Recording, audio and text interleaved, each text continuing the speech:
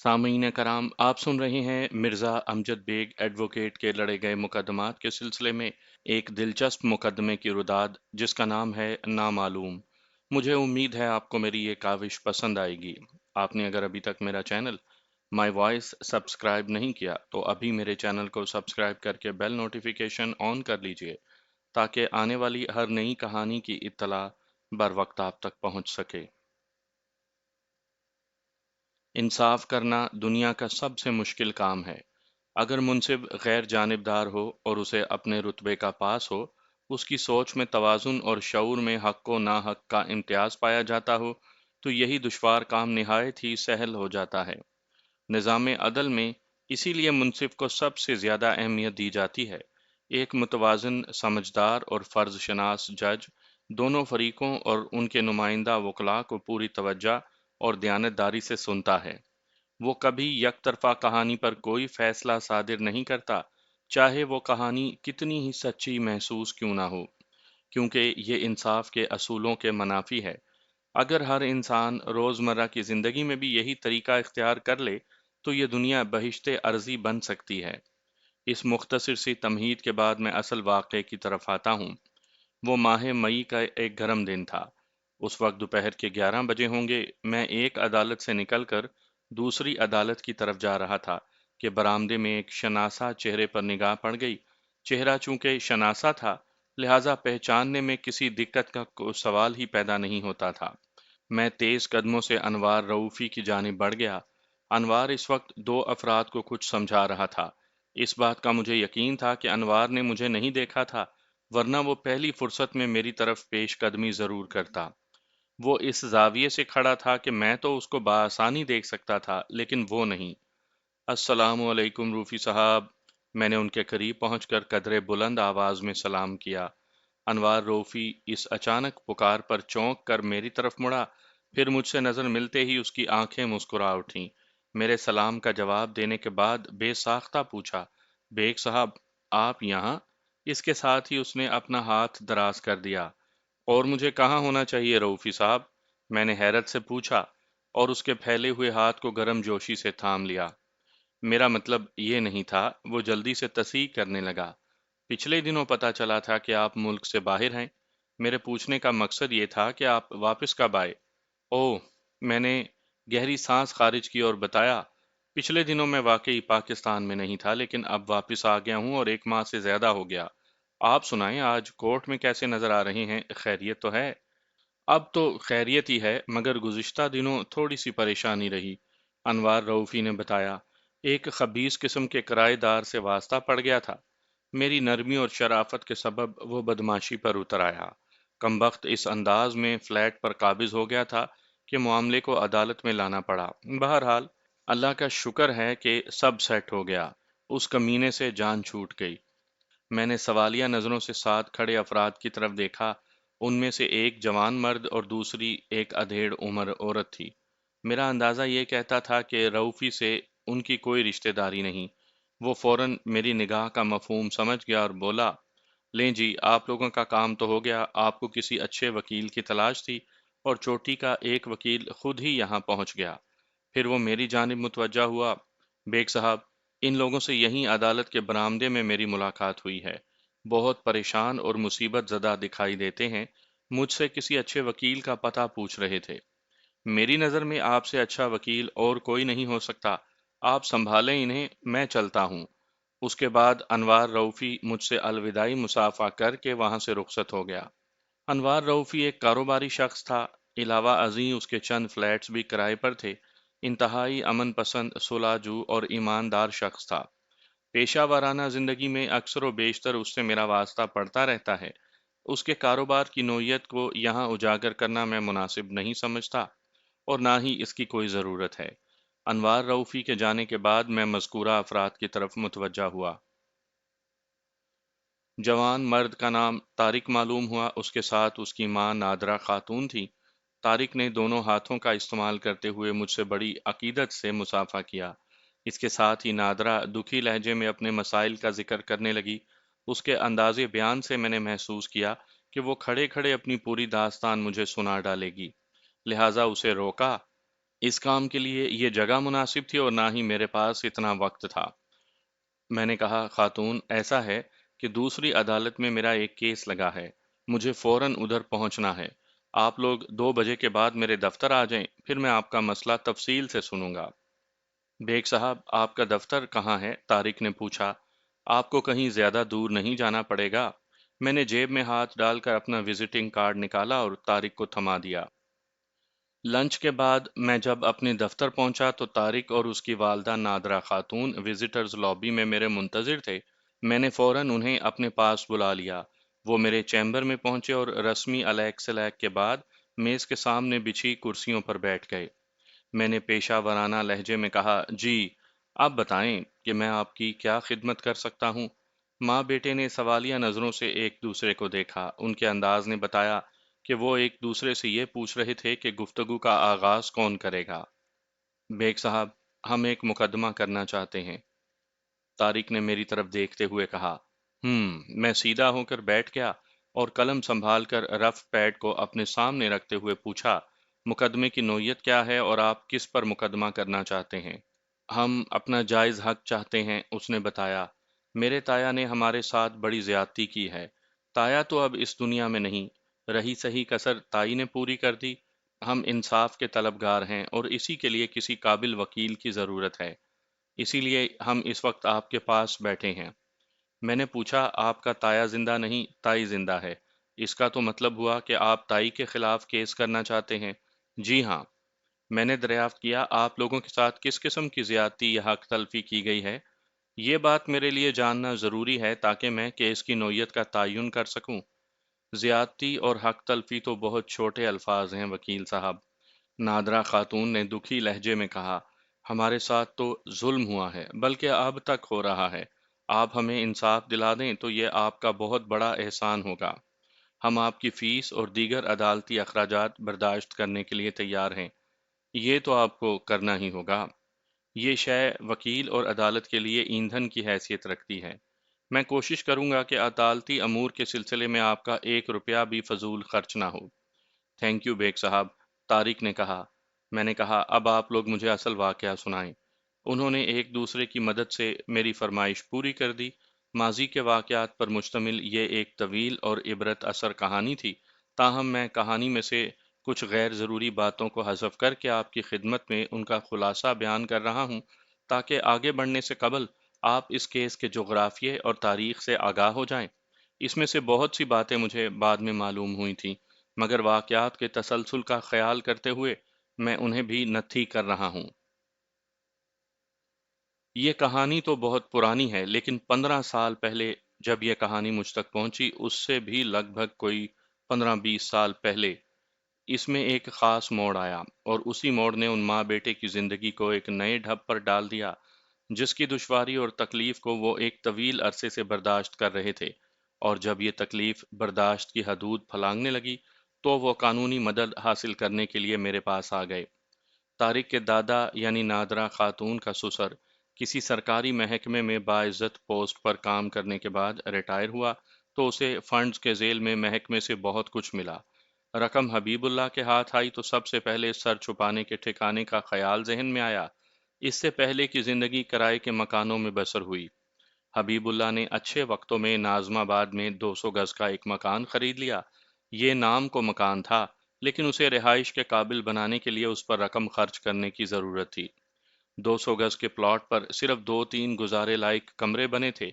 अगर मौजूदा हालत में भी वहां रिहाइश इख्तियार की जाती, तो उन कमरों को ठीक करवाने के लिए 20-30 हज़ार का खर्चा तो था ही। हबीबुल्लाह के सिर्फ 2 बेटे थे, हसीबुल्लाह और नजीबुल्लाह।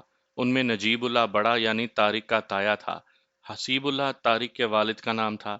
ये दोनों भाई शादीशुदा थे।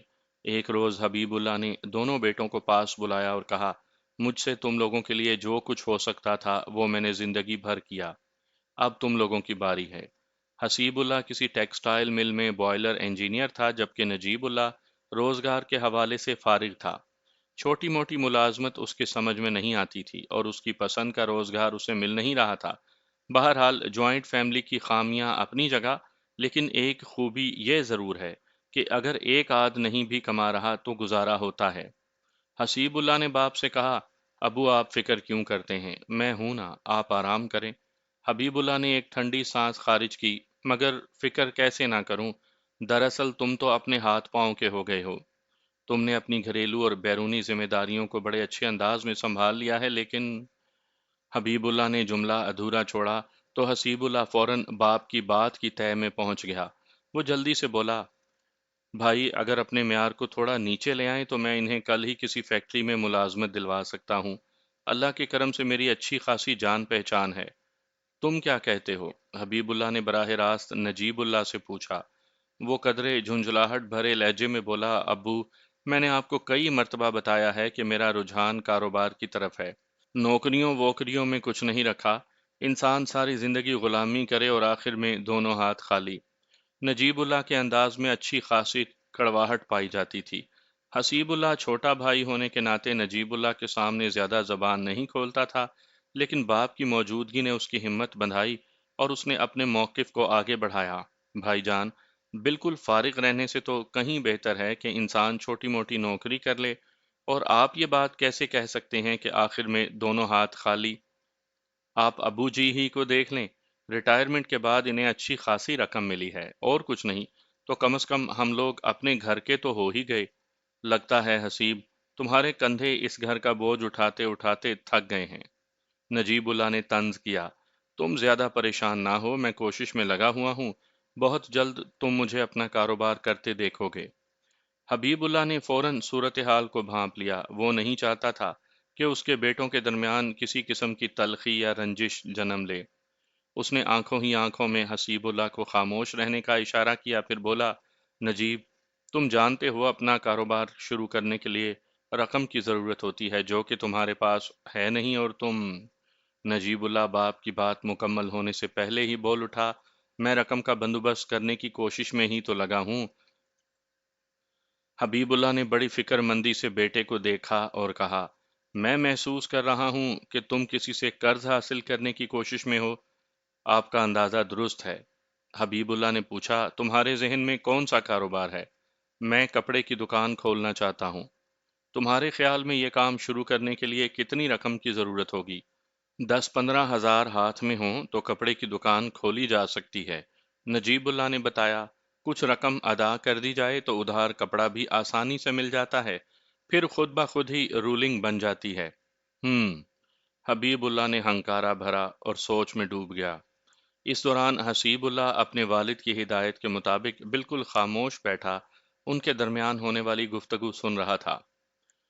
چند لمحات کے بعد حبیب اللہ نے نجیب اللہ سے استفسار کیا، تمہیں کپڑے کی خرید و فروخت کا کچھ تجربہ بھی ہے؟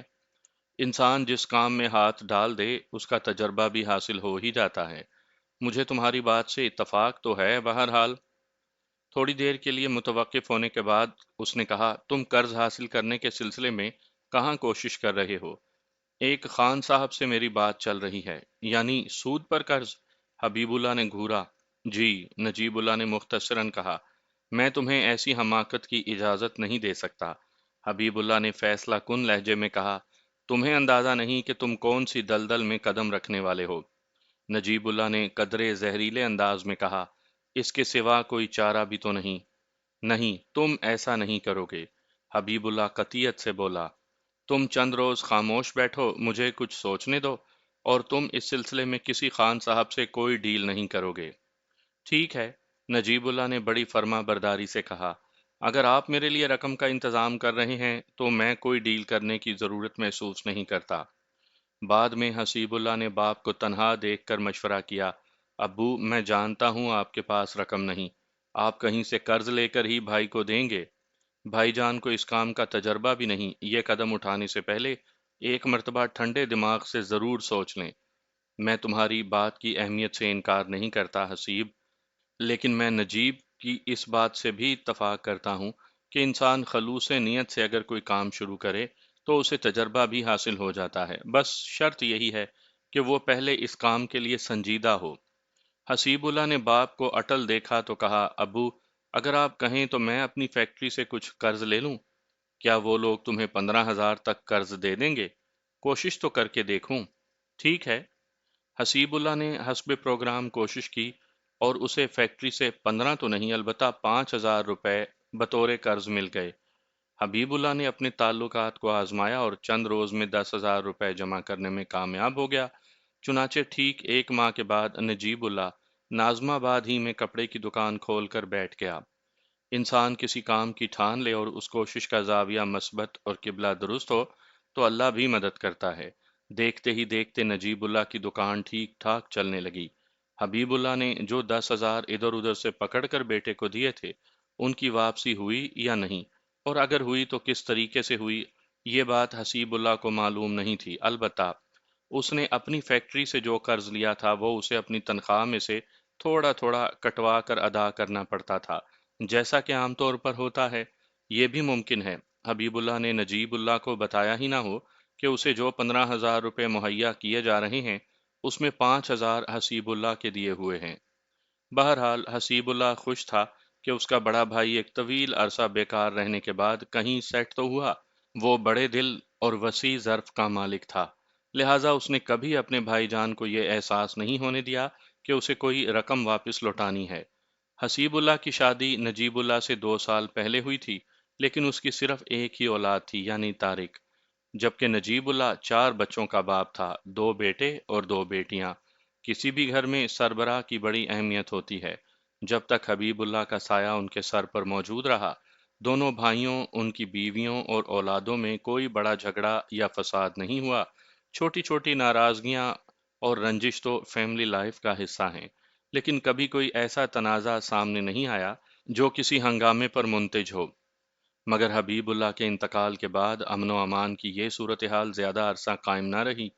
وہ بھائی جو طویل عرصے تک بیکار رہا تھا اور حسیب اللہ نے ہی حقیقی معنوں میں گھر کا خرچہ اپنے ذمے رکھا تھا، اسے اب یہ نظر آنے لگا کہ وہ حسیب اللہ سے زیادہ کما رہا ہے، لیکن گھر میں خرچہ مشترکہ ہو رہا ہے، لہٰذا یہ اس کے ساتھ زیادتی ہے۔ نجیب اللہ کی اس سوچ میں اس کی بیوی بہار بیگم کا بڑا ہاتھ تھا۔ وہ گاہے بگاہے اسے احساس دلاتی رہتی تھی کہ اس کے ساتھ زیادتی ہو رہی ہے۔ جب دلوں میں فرق آ جائے تو زیادہ عرصے تک ساتھ نبھانا اذیت ناک اور ناممکن ہو جاتا ہے۔ حسیب اللہ اپنے بڑے بھائی اور بھاوج کے بدلتے ہوئے تیوروں کو بخوبی محسوس کر چکا تھا۔ وہ بہت جلد اس نتیجے پر پہنچ گیا کہ دوسری پارٹی علیحدگی کی خواہاں ہے۔ امن و سکون اور بھائی چارے کی فضا کو قائم رکھنے کے لیے حسیب اللہ اس علیحدگی میں کوئی قباحت نہیں سمجھتا تھا۔ وہ اتنا کماتا تھا کہ اپنی مختصر سی فیملی کو بہت اچھے طریقے سے رکھ سکتا تھا۔ اگر گھر کا بٹوارا ہو جاتا تو اس کے ہاتھ ایک بڑی رقم آ سکتی تھی، جس سے وہ اپنے لیے ایک چھوٹا سا مناسب گھر خرید سکتا تھا۔ واضح رہے کہ کسی زمانے میں حبیب اللہ نے جو بے سر و سامان گھر خریدا تھا، وہ اب عالی شان 2 منزلہ مکان کی شکل اختیار کر چکا تھا۔ اس کی تعمیر و ترقی میں دونوں بھائیوں نے حسب توفیق اور بقدر نیت حصہ لیا تھا۔ جب موروثی جائیداد کی تقسیم کا معاملہ کھل کر سامنے آیا تو ایک دن بڑے بھائی نے چھوٹے بھائی سے کہا، حسیب، میں چاہتا ہوں کہ اس گھر کو فروخت کیے بغیر ہم آپس میں کچھ طے کر لیں۔ حسیب اللہ نے کہا، بھائی جان، اس سے اچھی اور کیا بات ہو سکتی ہے؟ آپ کے ذہن میں کوئی آئیڈیا ہو تو بتائیں۔ نجیب اللہ نے معنی خیز انداز میں گردن ہلائی اور کہا، دیکھو حسیب، ایسا کرتے ہیں کہ 2-3 مختلف پراپرٹی ایجنٹس سے اس مکان کی قیمت لگانے کو کہتے ہیں۔ اس طرح ہمیں یہ بخوبی اندازہ ہو جائے گا کہ اس وقت مکان کی مارکیٹ ویلیو کیا ہے۔ اس طرح، لیکن آپ تو مکان کی فروخت کے خلاف ہیں۔ بالکل، میں وہ تو بتا چکا ہوں۔ پھر؟ حسیب اللہ نے حیرت سے پوچھا۔ نجیب اللہ وضاحت کرنے لگا، اگر مجھے اور تمہیں اس مکان کی موجودہ قیمت کا اندازہ ہو جائے تو ہم آپس میں کوئی بہتر فیصلہ کر سکیں گے۔ ہم دونوں بھائی ہیں اور ابو کی وراثت کے برابر کے حقدار ہیں۔ وراثت کے نام پر ہمارے درمیان صرف یہی تو ایک مکان ہے۔ میں چاہتا ہوں کہ یہ مکان ہم میں سے کسی ایک کے پاس رہے، دوسرا اپنا حصہ لے کر الگ ہو جائے۔ اس علیحدگی کی صورت یہی ہو سکتی ہے کہ اس مکان کی نصف قیمت میں تمہیں یا تم مجھے ادا کر دو۔ قیمت وصول کرنے والا مکان کے حق سے دستبردار ہو جائے گا اور ہمارے درمیان پکی دستاویز تیار کر لی جائے گی کہ ایک نے اپنا حصہ وصول کر کے مکان کو کلی طور پر دوسرے کی ملکیت اور تصرف میں دے دیا ہے۔ میری بات تمہاری سمجھ میں آ رہی ہے نا؟ حسیب کوئی ناسمجھ یا نادان بچہ نہیں تھا کہ اسے کوئی دشواری ہوتی۔ اس نے کہا، میں اتنی بڑی رقم ادا کرنے کی پوزیشن میں نہیں ہوں۔ نجیب اللہ دو ٹوک انداز میں بولا، تو پھر تم اپنے حصے کی رقم لے کر الگ ہو جاؤ۔ حسیب اللہ بڑی حیرت اور بے یقینی سے بڑے بھائی کا منہ دیکھ رہا تھا۔ الغرض ان کے درمیان طے پایا کہ 1 ماہ تک وہ مکان کی مارکیٹ ویلیو معلوم کرنے کی کوشش کریں گے، اس کے بعد اس بارے میں کوئی حتمی فیصلہ کریں گے۔ یہ بات تو طے تھی کہ حسیب اللہ وہ مکان حاصل کرنے کے لیے رقم کا بندوبست نہیں کر سکتا تھا، جبکہ نجیب اللہ بآسانی اسے اس کا حصہ ادا کرنے کی پوزیشن میں تھا۔ یہی نظر آ رہا تھا کہ حسیب اللہ کو رقم لے کر اس گھر کو خیر بات کہنا ہوگا۔ اس صورتحال کا مقابلہ کرنے کے لیے وہ ذہنی طور پر پوری طرح تیار تھا، اور اس نے اپنی فیملی کو بھی تیار کر لیا۔ وہ ایک عملی اور حقیقت پسند شخص تھا۔ زمانے کی اونچ نیچ پر اس کی گہری نظر تھی، لیکن اس سے پہلے کہ 1 ماہ گزرتا اور ان کے درمیان فیصلے کی گھڑی آتی، ایک اندوناک واقعہ پیش آیا۔ اس واقعے نے نجیب اللہ کا کام آسان اور حسیب اللہ کے لواحقین کی زندگی مشکل بنا دی۔ حسیب اللہ جس فیکٹری میں کام کرتا تھا، اس کے بوائلر میں ایک خوفناک حادثہ رونما ہوا۔ حسیب اللہ اس ٹیکسٹائل مل میں بوائلر انجینئر کی حیثیت سے کام کر رہا تھا، اور اتفاق سے حادثے کے وقت وہ بوائلر کے قریب موجود تھا، لہٰذا دیگر 2 افراد کے ساتھ وہ بھی لقمہ اجل بن گیا۔ نجیب اللہ نے چھوٹے بھائی کی المناک موت کا صدمہ اٹھایا اور حتی المقدور خود کو سوگوار ظاہر کیا۔ حسیب اللہ کی حادثاتی موت کی وجہ سے جائیداد کی تقسیم والا معاملہ فی الحال کھٹائی میں پڑ گیا، مگر ادھر اس کا چہلم ہوا، ادھر نجیب اللہ نے اپنی بھاوج اور بھتیجے کی طرف سے نظر پھیر لی۔ نظر کے اس پھیراؤ میں اس کی بیوی بہار بیگم کا غالب ہاتھ تھا۔ کہاں تو وہ حسیب اللہ کو مکان کی آدھی قیمت دینے کو تیار تھا، اور کہاں اب وہ مرحوم بھائی کی فیملی کو اس گھر پر بوجھ سمجھنے لگا۔ دونوں بھائیوں کے درمیان حسیب اللہ کی موت سے قبل مکان کے سلسلے میں جو مذاکرات چل رہے تھے، نادرہ خاتون اس سے بخوبی آگاہ تھی۔ جب اس نے جیٹھ جی کی نگاہ میں ٹیڑھ محسوس کیا تو وہ ایک فیصلے پر پہنچ گئی۔ حسیب اللہ کی حادثاتی موت پر ٹیکسٹائل مل والوں نے اسے کچھ رقم بطور اشک شوئی دی تھی۔ اس نے سوچا اگر نجیب اللہ اپنے ارادے اور وعدے کے مطابق مکان کا حصہ ان کے حوالے کر دے تو وہ ماں بیٹا کہیں بھی جا کر رہ لیں گے۔ نادرہ بیگم نے اچھی طرح محسوس کر لیا تھا کہ فتنہ پرور جیٹھانی بہار بیگم کے ساتھ اب ایک چھت کے نیچے گزارا نہیں، اس لیے بہتر ہوگا کہ علیحدگی اختیار کر لی جائے۔ بہار بیگم تو حسیب اللہ کی زندگی میں نشتر چبھ ہونے کا کوئی موقع نہیں جانے دیتی تھی، اور اب تو اس کے کھیلنے کے لیے میدان خالی پڑا تھا۔ اور سب سے تشویشناک بات یہ تھی کہ نجیب اللہ پوری طرح اپنی بیوی کے مٹھی میں تھا۔ چنانچہ نادرہ بیگم نے ایک روز اپنے جیٹھ نجیب اللہ سے صاف بات کرنے کا فیصلہ کیا۔ بھائی صاحب، میں کسی لمبی چوڑی تفصیل یا بحث میں نہیں پڑنا چاہتی، آپ سے ایک مختصر سی بات کہنی ہے۔ ہاں کہو، نجیب اللہ نے جذبات سے عاری لہجے میں کہا۔ میں خود بھی طول طویل قصے کہانیوں کو پسند نہیں کرتا۔ اگرچہ نجیب اللہ کا یہ انداز کسی بھی حوالے سے مناسب نہیں تھا، نادرہ خاتون اس کی بیوہ بھاوج تھی۔ اس کے چھوٹے بھائی کو موت کے منہ میں اترے زیادہ عرصہ نہیں ہوا تھا۔ نادرہ اس کی توجہ، محبت اور ہمدردی کی مستحق تھی، مگر وہ اپنے فرائض کے بالعکس رد عمل ظاہر کر رہا تھا۔ اس کے باوجود نادرہ نے زیادہ محسوس نہیں کیا۔ دراصل بات یہ ہے کہ انسان کے تمام تر رویوں کا دار و مدار توقعات پر ہوتا ہے۔ نادرہ خاتون اپنے جیٹھ نجیب اللہ سے کسی قسم کی کوئی توقع نہیں رکھتی تھی، لہٰذا اس کے نامناسب اور غیر انسانی رویے پر اسے ذرا افسوس نہ ہوا۔ بھائی صاحب، حسیب کی زندگی میں آپ کی مکان کے سلسلے میں اس سے کوئی بات چیت چل رہی تھی۔ حسیب تو اب زندہ نہیں رہا۔ میں نے فیصلہ کیا ہے کہ ہم آپ لوگوں پر بوجھ نہ بنیں۔ اگر آپ ہمیں ہمارا جائز حصہ دے دیں تو ہم یہاں سے جانے کو تیار ہیں۔ نجیب اللہ نے توجہ سے بھاوج کی بات سنی اور سوچ میں ڈوب گیا۔ بھائی کی زندگی میں تو وہ مکان کی مالیت کا نصف دینے کو تیار تھا، لیکن حسیب اللہ کی وفات کے بعد اس کی نیت میں فتور آ گیا تھا۔ نجیب اللہ ایک ایسا موقع پرست اور عیار شخص تھا کہ حالات کے مطابق کینچلی بدلنے میں مہارت رکھتا تھا۔ بھائی کی بات اور تھی، لیکن بھاوج اور بھتیجے کو وہ سوکھا ہی ٹرکھانے کا فیصلہ کر چکا تھا۔ بڑے شاطرانہ انداز میں اس نے نادرہ خاتون سے کہا، ہم بھائیوں کے درمیان اس مکان کے سلسلے میں جو بات ہو رہی تھی، اس کے بارے میں تم کیا جانتی ہو؟ نادرہ نے چونک کر جیٹ کو دیکھا اور کہا، یہی کہ آپ حسیب کو اس مکان کی آدھی قیمت دینے کو تیار تھے۔ تمہاری معلومات انتہائی ناقص ہیں۔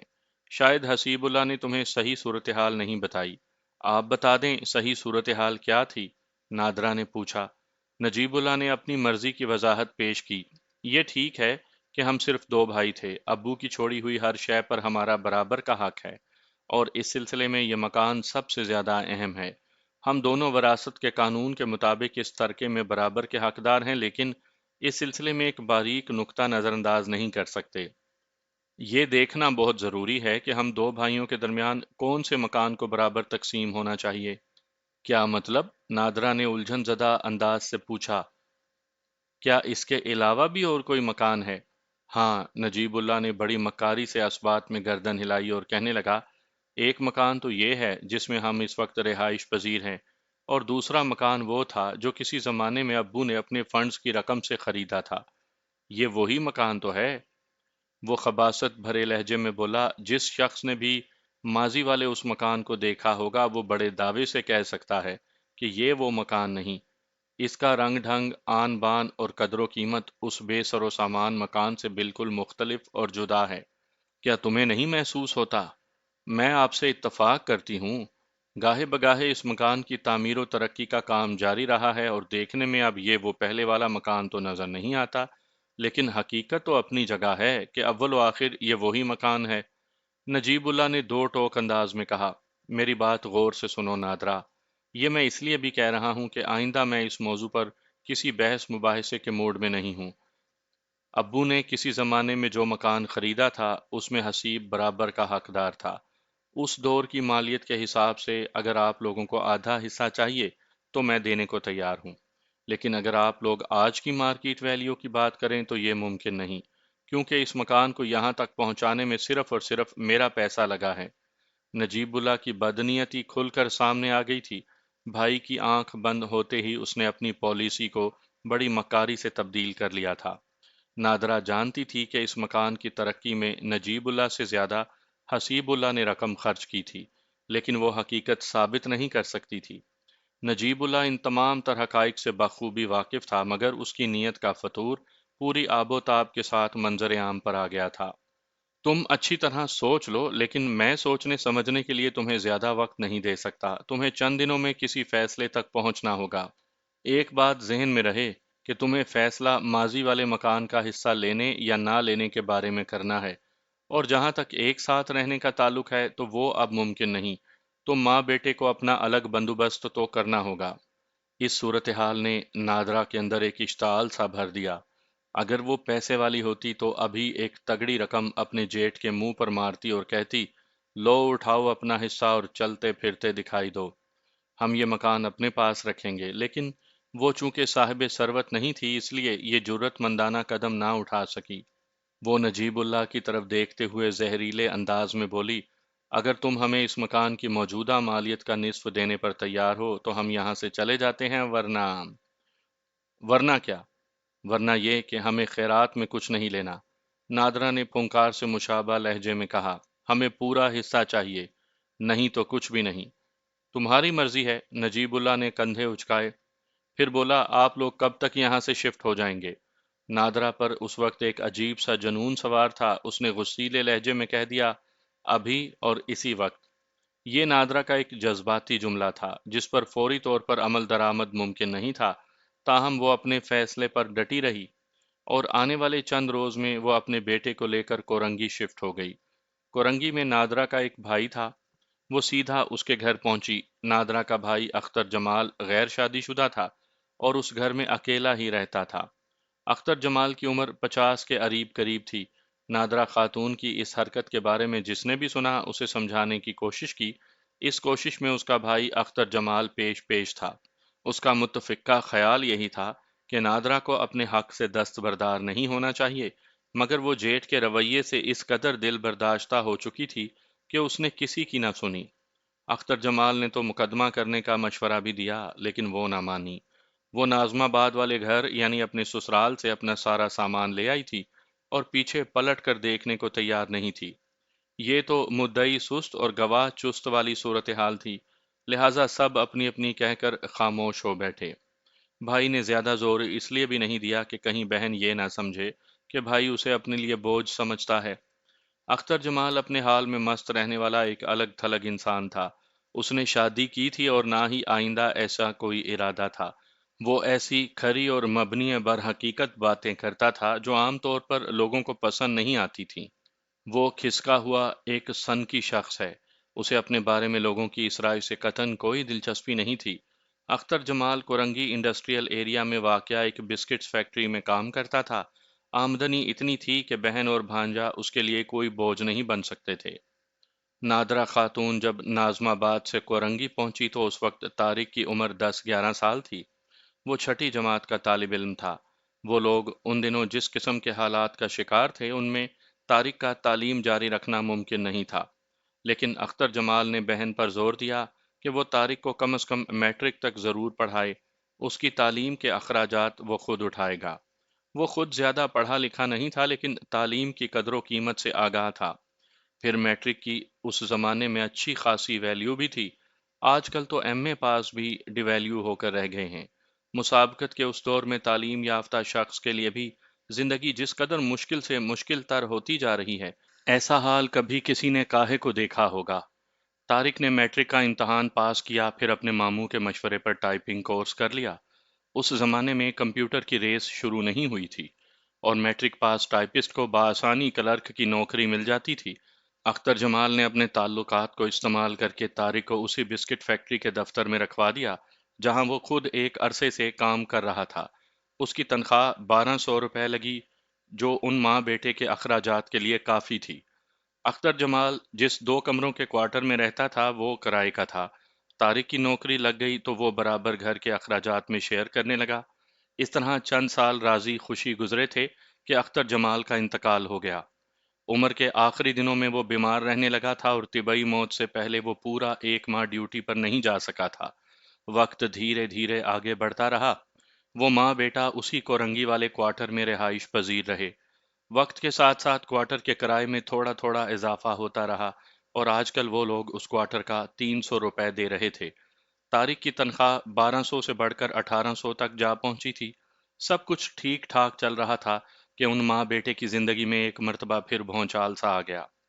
طارق کو کسی طرح پتا چلا کہ اس کی تائی بہار بیگم نے ناظم آباد والا آبائی گھر فروخت کر دیا تھا اور اب وہ لوگ گلشن اقبال کے کسی فلیٹ میں منتقل ہو چکے تھے۔ طارق نے اس خبر پر آنکھیں بند کر کے یقین نہیں کیا اور اپنے ذرائع استعمال کر کے تصدیق کر لی۔ اس دوران اس کے تایا نجیب اللہ کا انتقال ہو گیا تھا۔ نجیب کے انتقال کے بعد نوشاد علی نامی ایک شخص کا ان کے گھر آنا جانا شروع ہو گیا تھا۔ بہار بیگم کے بچے نوشاد علی کو ماموں کہتے تھے۔ اس بات کی تصدیق نہ ہو سکی کہ نوشاد علی بہار بیگم کا سگا بھائی تھا یا بچوں کا نام نہاد ماموں۔ بہرحال طارق نے یہ پتا چلا لیا تھا کہ ناظم آباد والے 2 منزلہ آبائی گھر کو بیچ کر گلشن چورنگی کے قریب ایک اپارٹمنٹ بلڈنگ میں 2 لگژری فلیٹ خریدے گئے تھے۔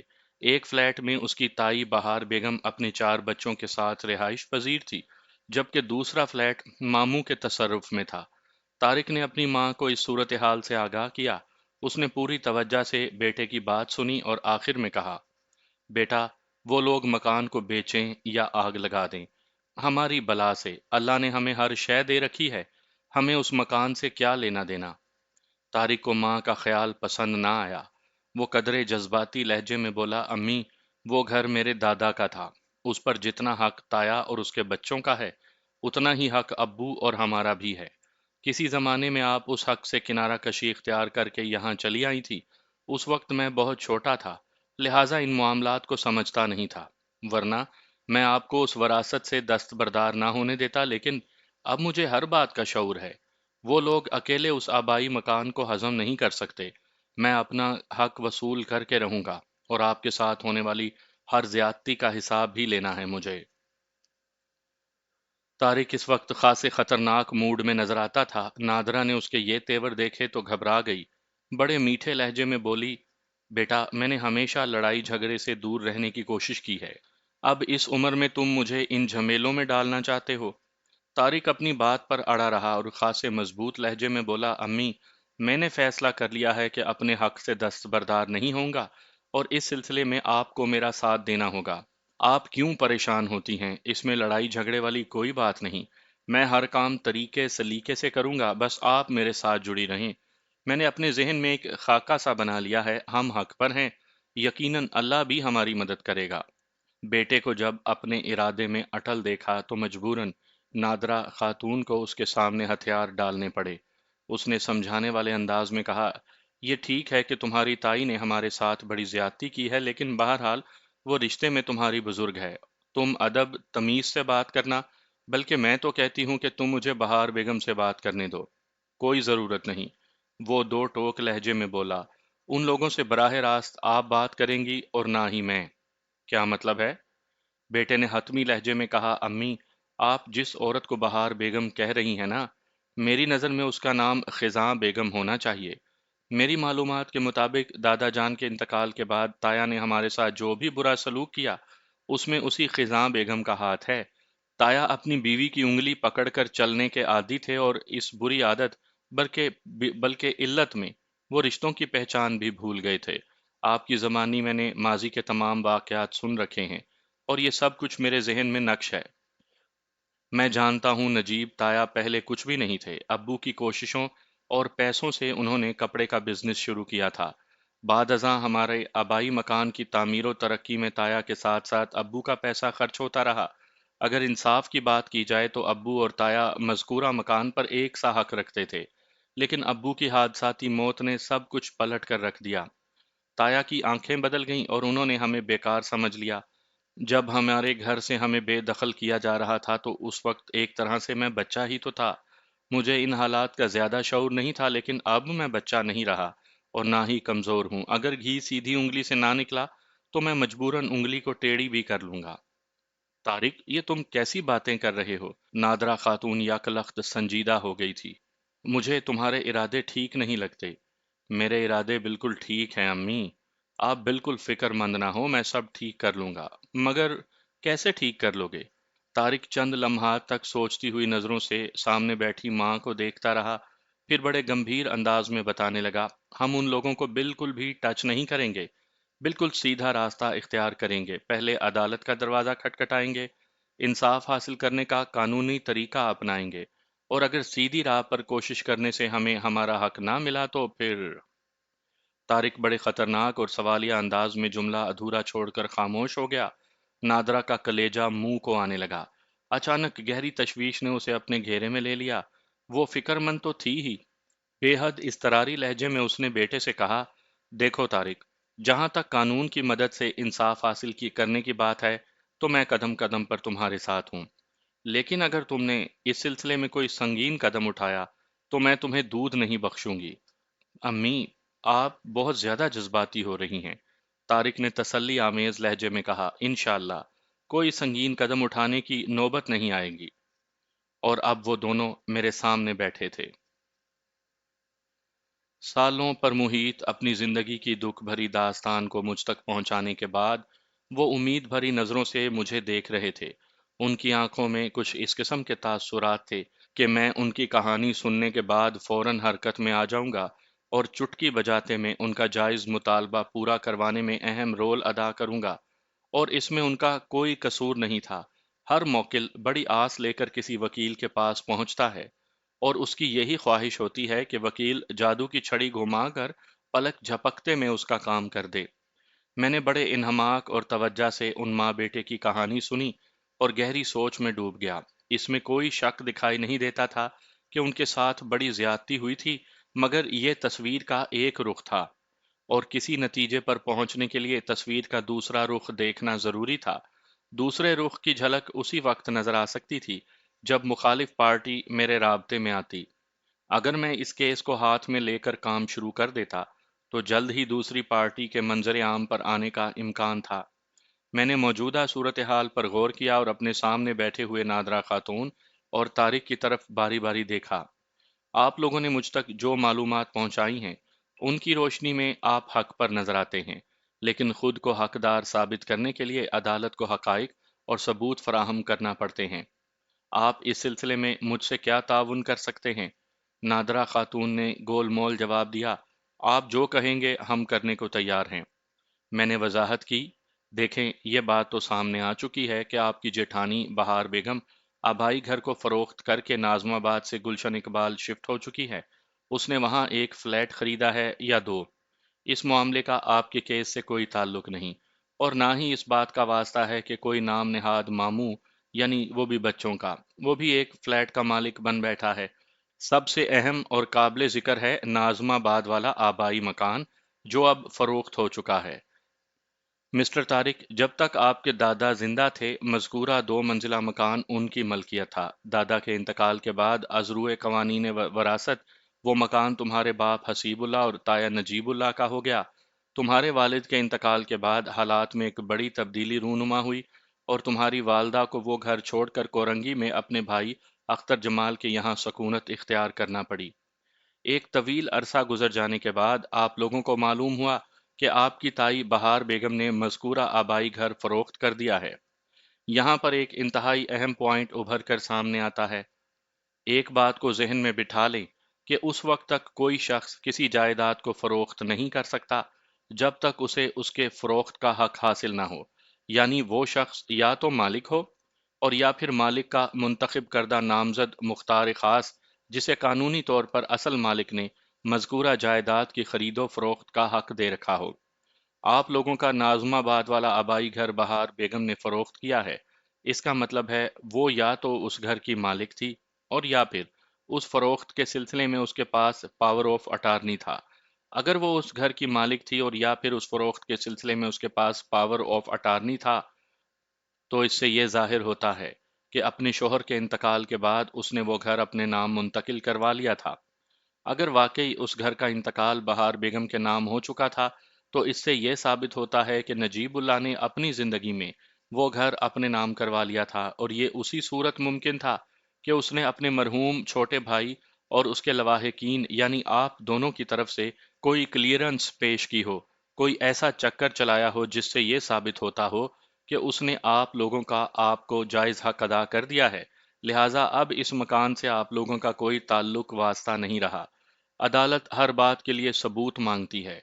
मक्कार और अय्यार लोग पैसे के बलबूते पर हर किस्म के सबूत तैयार कर और करवा लेते हैं, और ख़ास तौर पर जब दूसरी पार्टी मंजर आम से हट जाए तो ये काम और भी आसान हो जाता है। इन बहुत से अगर मगर और चूं के चुनाचे की रोशनी में ये बात समझ में आती है कि नजीबुल्लाह ने आप लोगों को उस घर से बेदखल करने के बाद कोई ना कोई ऐसा कानूनी चक्कर ज़रूर चलाया होगा जिसके नतीजे में वो इस गैर मनकूला जायदाद का बिला शिरकत गैर मालिक बन गया होगा।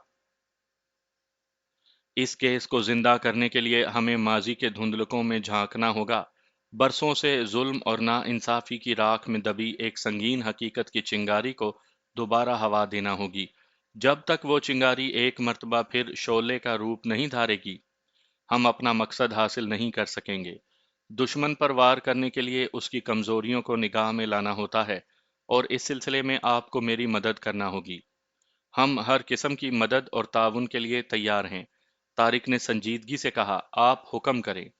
इस पेशा वाराना मुलाकात के दौरान उनके हालात से वाकफियत करते हुए मैं अपने जहन में एक मुनासिब लाया अमल तैयार कर चुका था। उसी प्लानिंग के तहत मैंने उन्हें ज़रूरी हिदायत दी और फैसला कुन लहजे में कहा, आप मेरी हिदायत पर अमल करें और जल्द अज जल्द मतलूबा मालूमात हासिल करने की कोशिश करें। मैं अपनी डोरियां हिलाता हूँ। इसका मतलब है आप फौरी तौर पर अदालत में केस दायर नहीं कर रहे। तारिक ने फौरन दुरुस्त अंदाजा कायम कर लिया। मैंने समझाया, कोई भी इमारत खड़ी करने के लिए सबसे पहले बुनियाद रखी जाती है। इमारत को जितना भी बुलंद और महफूज बनाने का इरादा हो, बुनियाद को उतना ही ज्यादा मजबूत करने की कोशिश की जाती है। केस भी एक इमारत की तरह होता है। अगर उसकी बुनियाद हमारे हाथों में मजबूत नहीं होगी, तो हमारी कामयाबी मशकूक हो जाएगी। तैयारी के बगैर अखाड़े में उतरने वालों को हमेशा मुंह की खाना पड़ती है। इसीलिए मैंने आपके जिम्मे ऐसे काम लगाए हैं जो हमारी कामयाबी को यकीनी बनाएंगे। नादरा खातून मेरी बात की तह में पहुंच गई। अस्बात में सर हिलाते हुए उसने कहा, वकील साहब, आप फिलहाल किस किस्म की डोरियां हिलाने का इरादा रखते हैं? मैं आपकी जेठानी मुसम्मा बहार बेगम के नाम एक नोटिस अरसाल करना चाहता हूँ। उस नोटिस के जवाब में दूसरी तरफ से जो रद्द अमल सामने आएगा, उसको देखते हुए हम अपनी हिकमत अमली तरतीब देंगे। हाँ, ये बिल्कुल ठीक रहेगा। میں نے تاکیدی لہجے میں کہا، اور جب تک مذکورہ نوٹس کا کوئی جواب نہیں آ جاتا آپ لوگ اپنا ہوم ورک مکمل کر لیں۔ آپ میرا مطلب سمجھ گئے نا؟ جی وکیل صاحب، نادرا نے کہا، میں تو آپ کی بات اچھی طرح سمجھ گئی ہوں، مگر آپ طارق کو نصیحت کر دیں کہ یہ ایسے ویسے خیالات کو ذہن سے نکال دے۔ اس کی طرف سے مجھے ایک دھڑکا سا لگا ہے۔ میں نے طارق کی طرف دیکھتے ہوئے تسلی آمیز لہجے میں نادرہ خاتون سے کہا، اس کی آپ فکر نہ کریں، ماشاءاللہ بڑا ہونہار اور سمجھدار لڑکا ہے۔ میں اسے اس معاملے کی اونچ نیچ اچھی طرح ذہن نشین کروا دوں گا۔ ویسے بھی اب آپ لوگوں نے یہ کیس میرے ہاتھ میں دے دیا ہے، لہٰذا اگر مجھے بتائے بغیر آپ کوئی بھی قدم اٹھائیں گے یا اس کیس کے حوالے سے آپ کسی اور شخص سے کسی بھی نوعیت کی کوئی ڈیل کریں گے تو میں اسی لمحے اس کیس میں سے اپنا ہاتھ اٹھا لوں گا۔ پھر آپ جانیں اور آپ کا کام۔ نہیں بیگ صاحب، طارق نے عجلت سے کہا، میں آپ سے پوچھے بنا اور آپ کو بتائے بغیر ایک بھی انچ ادھر ادھر نہیں ہلوں گا۔ انشاءاللہ آپ کو شکایت کا موقع نہیں ملے گا۔ میں نے اس کے بعد نادرہ خاتون اور طارق سے چند اہم کاغذات کی تیاری کے سلسلے میں ضروری گفتگو کی، اپنی فیس وصول کی اور انہیں 15 روز بعد دوبارہ رابطہ کرنے کا کہہ کر میں اپنے دفتر سے رخصت کر دیا۔ طارق نے بڑے جوش بھرے انداز میں مجھ سے الوداعی مصافحہ کیا اور نادرہ خاتون مجھے دعائیں دیتے ہوئے رخصت ہو گئی۔ جاتے جاتے میں نے طارق کے ذمے یہ کام بھی لگا دیا کہ وہ پہلی فرصت میں مجھے اپنی تائی بہار بیگم کا پوسٹل ایڈریس لا دے، ایسا پتہ جس پر بھیجا جانے والا رجسٹرڈ نوٹس اس تک پہنچ جائے۔ اگلے روز وہ مذکورہ ایڈریس لے کر میرے پاس آ گیا۔ یہ ایڈریس ایک معروف اپارٹمنٹس بلڈنگ کے ایک فلیٹ کا تھا جو گلشن چورنگی کے نزدیک ایک بارونق علاقے میں واقع تھی۔ میں نے نادرہ خاتون کے کیس پر بہت غور کیا۔ یہ سراسر رسک لینے والی بات تھی۔ میری جگہ اگر کوئی اور وکیل ہوتا تو شاید اس معاملے میں ہاتھ نہ ڈالتا، کیونکہ ایسے معاملات میں کمائی کم اور جھمیلے زیادہ ہوتے ہیں، جن میں الجھنے کے بعد بہت سا وقت ضائع ہوتا ہے۔ لیکن پتہ نہیں کیوں مجھے یہ محسوس ہو رہا تھا کہ جیسے نادرہ خاتون اور اس کے بیٹے نے کسی دروغ گوئی سے کام نہ لیا ہو، ان کے ساتھ ماضی میں واقعی بہت زیادتی ہوئی ہو۔ اس کیس کے سلسلے میں نے اپنا ایک ذہن بنا لیا تھا۔ اگر میرے بھیجے گئے نوٹس کے جواب میں دوسری طرف سے شدید یا خفیف رد عمل دیکھنے کو ملتا تو مجھے اپنی پلاننگ پر عمل کرنے میں آسانی رہتی۔ میں کچھ اس نوعیت کی سیٹنگ چاہتا تھا کہ سانپ بھی مر جائے اور لاٹھی بھی نہ ٹوٹے، یعنی عدالت کا منہ دیکھے بغیر ہی یہ کیس حل ہو جائے۔ وکالت، قانون اور انصاف کی تعلیم دیتے وقت ہمیں سکھایا گیا تھا کہ عدالت اور مقدمے بازی کو ناگزیر بنانے کی کوشش نہیں کرنی چاہیے۔ ایک سمجھدار، بردبار اور تجربہ کار وکیل وہ ہے جو دونوں پارٹیوں کو اس طرح ہینڈل کرنے کی صلاحیت رکھتا ہو کہ انہیں ایک دوسرے سے نمٹنے کے لیے عدالتی بکھیڑوں میں نہ الجھنا پڑے۔ وکیل کے دفتر کو ایک طرح سے مصالحتی کونسل کا کردار ادا کرنا چاہیے۔ اسی قسم کا تصور پولیس اسٹیشن کے حوالے سے بھی ہونا چاہیے۔ ایک تھانہ انچارج کو در حقیقت کسی سالس کی طرح اپنے فرائض ادا کرنے چاہیے، لیکن عام طور پر ایسا ہوتا نہیں، اور اس کی بھی بہت سی وجوہات ہیں۔ دراصل بات یہ ہے کہ پولیس اور وکیل لوگوں کی نظروں میں اتنے قابل اعتبار نہیں ہیں جیسے کہ انہیں ہونا چاہیے۔ لوگ یہی سمجھتے ہیں کہ یہ رقم وصول کر کے مخالف پارٹی کے ساتھ مل جائیں گے۔ لوگوں کا ایسا سمجھنا بھی مکمل طور پر غلط نہیں۔ بڑے افسوس کے ساتھ یہ کہنا پڑتا ہے کہ لوگوں کی آراء کی تصدیق میں چند مثالیں بھی دیکھنے کو ملتی ہیں، لیکن یہ قطعی مناسب نہیں کہ زندگی کے کسی بھی شعبے میں کسی ایک شخص یا محدود چند افراد کی کارکردگی کو فارمولہ بنا کر دوسروں پر تھوپ دیا جائے۔ ہر محکمے میں کالی بھیڑوں کے وجود سے انکار ممکن نہیں۔ میری ذاتی رائے یہ ہے کہ جو کیس عدالت میں قدم رکھے بغیر مصالحت کی راہ اختیار کرتے ہوئے نمٹا لیا جائے، وہ سب سے کامیاب کیس کہلانے کا مستحق ہے، اور وہ وکیل جو اس طریقہ کار سے دونوں فریقوں کو مطمئن کر کے معاملہ سیٹل کر دے، وہ واقعی تعریف کے قابل ہے، کیونکہ یہ کام اتنا آسان نہیں جتنا نظر آتا ہے۔ آئندہ 2 روز میں نادرہ اور طارق نے ابتدائی معلومات مجھے فراہم کر دیں اور 15 روز بعد دوبارہ حاضر ہونے کا وعدہ کر کے میرے دفتر سے رخصت ہو گئے۔ میں نے ان نکات کی مدد سے ایک طویل نوٹس تیار کروایا۔ اس نوٹس میں بعض ایسی باتیں بھی تھیں جن کا میرے پاس کوئی ثبوت نہیں تھا، لیکن وقت پڑنے پر ان کی توجیہ پیش کر کے میں سچویشن کو ٹیکل کر سکتا تھا۔ در حقیقت یہ اندھیرے میں چلائے ہوئے وہ تیر تھے جن میں سے اگر ایک بھی نشانے پر جا بیٹھتا تو اس معاملے کا پانسا ہماری جانب پلٹ سکتا تھا۔ اس رجسٹرڈ نوٹس کو حوالہ ڈاک کرنے کے بعد میں جواب کا انتظار کرنے لگا۔ چند روز کے بعد ایک پستہ قامت شخص میرے چیمبر میں داخل ہوا۔ اچھے اور برے چہرے سب اللہ تعالیٰ کے بنائے ہوئے ہیں، لہٰذا اس سلسلے میں کسی برے چہرے کے حامل شخص کو مذاق یا تنقید کا نشانہ بنانا مستحسن عمل نہیں، لیکن مذکورہ شخص کو دیکھتے ہی میرے ذہن میں دور گزشتہ کے ریل کے انجن کا تصور جاگ اٹھا تھا۔ آج کل اس شکل کے انجن صرف پہاڑی علاقوں میں ریل کو کھینچنے کے کام آتے ہیں، یا پھر ننھے منھے بچوں کی نظموں میں جگہ پاتے ہیں، جیسے ریل کا انجن پیارا پیارا چھک چھک چھک چھک کرنے والا۔ میں نے متذکرہ بالا شخص کا پیشہ ورانہ مسکراہٹ سے استقبال کیا اور بیٹھنے کے لیے اپنی میز کے سامنے بچھی کرسیوں کی طرف اشارہ کر دیا۔ اس پر نگاہ پڑتے ہی میں نے یہ اندازہ تو لگا لیا تھا کہ وہ اس وقت خاصا برہم تھا، لیکن ظاہر ہے میں اس کی برہمی کا سبب نہیں جانتا تھا۔ وہ میری پیشکش کے جواب میں بڑے پھوہڑ پن سے ایک کرسی کھینچ کر بیٹھ گیا تو میں نے سوالیہ نظروں سے اس کی طرف دیکھا اور کہا، جی، میں آپ کی کیا خدمت کر سکتا ہوں؟ اس نے میرے سوال کے جواب میں اپنی جیبوں کو ٹٹولتے ہوئے پوچھا، مرزا امجد بیگ ایڈوکیٹ آپ ہی ہیں؟ جی، میں ہی ہوں۔ میں نے بڑی باریک بینی سے اس کا جائزہ لیتے ہوئے جواب دیا۔ وہ برہم تو تھا ہی، اس کے علاوہ خاصا نروس بھی دکھائی دیا۔ پستہ قامت اور مائل با فربہی بدن نے اس کی برہمی میں ایک عجیب سا مضحکہ خیز تاثر پیدا کر دیا تھا۔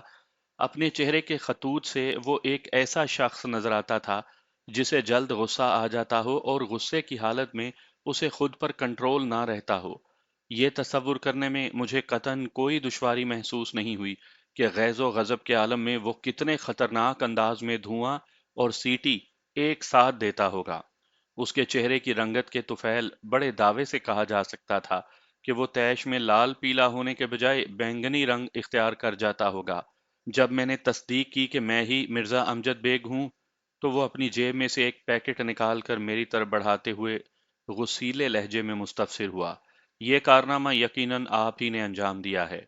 اس کے ہاتھ میں موجود پیکٹ کو دیکھتے ہی میں پہچان گیا، یہ بھورے رنگ کا وہی رجسٹرڈ نوٹس تھا جو چند روز قبل میں نے طارق کی تائی بہار بیگم کے نام پوسٹ کیا تھا، لیکن سب کچھ دیکھتے ہوئے بھی میں انجان بن گیا۔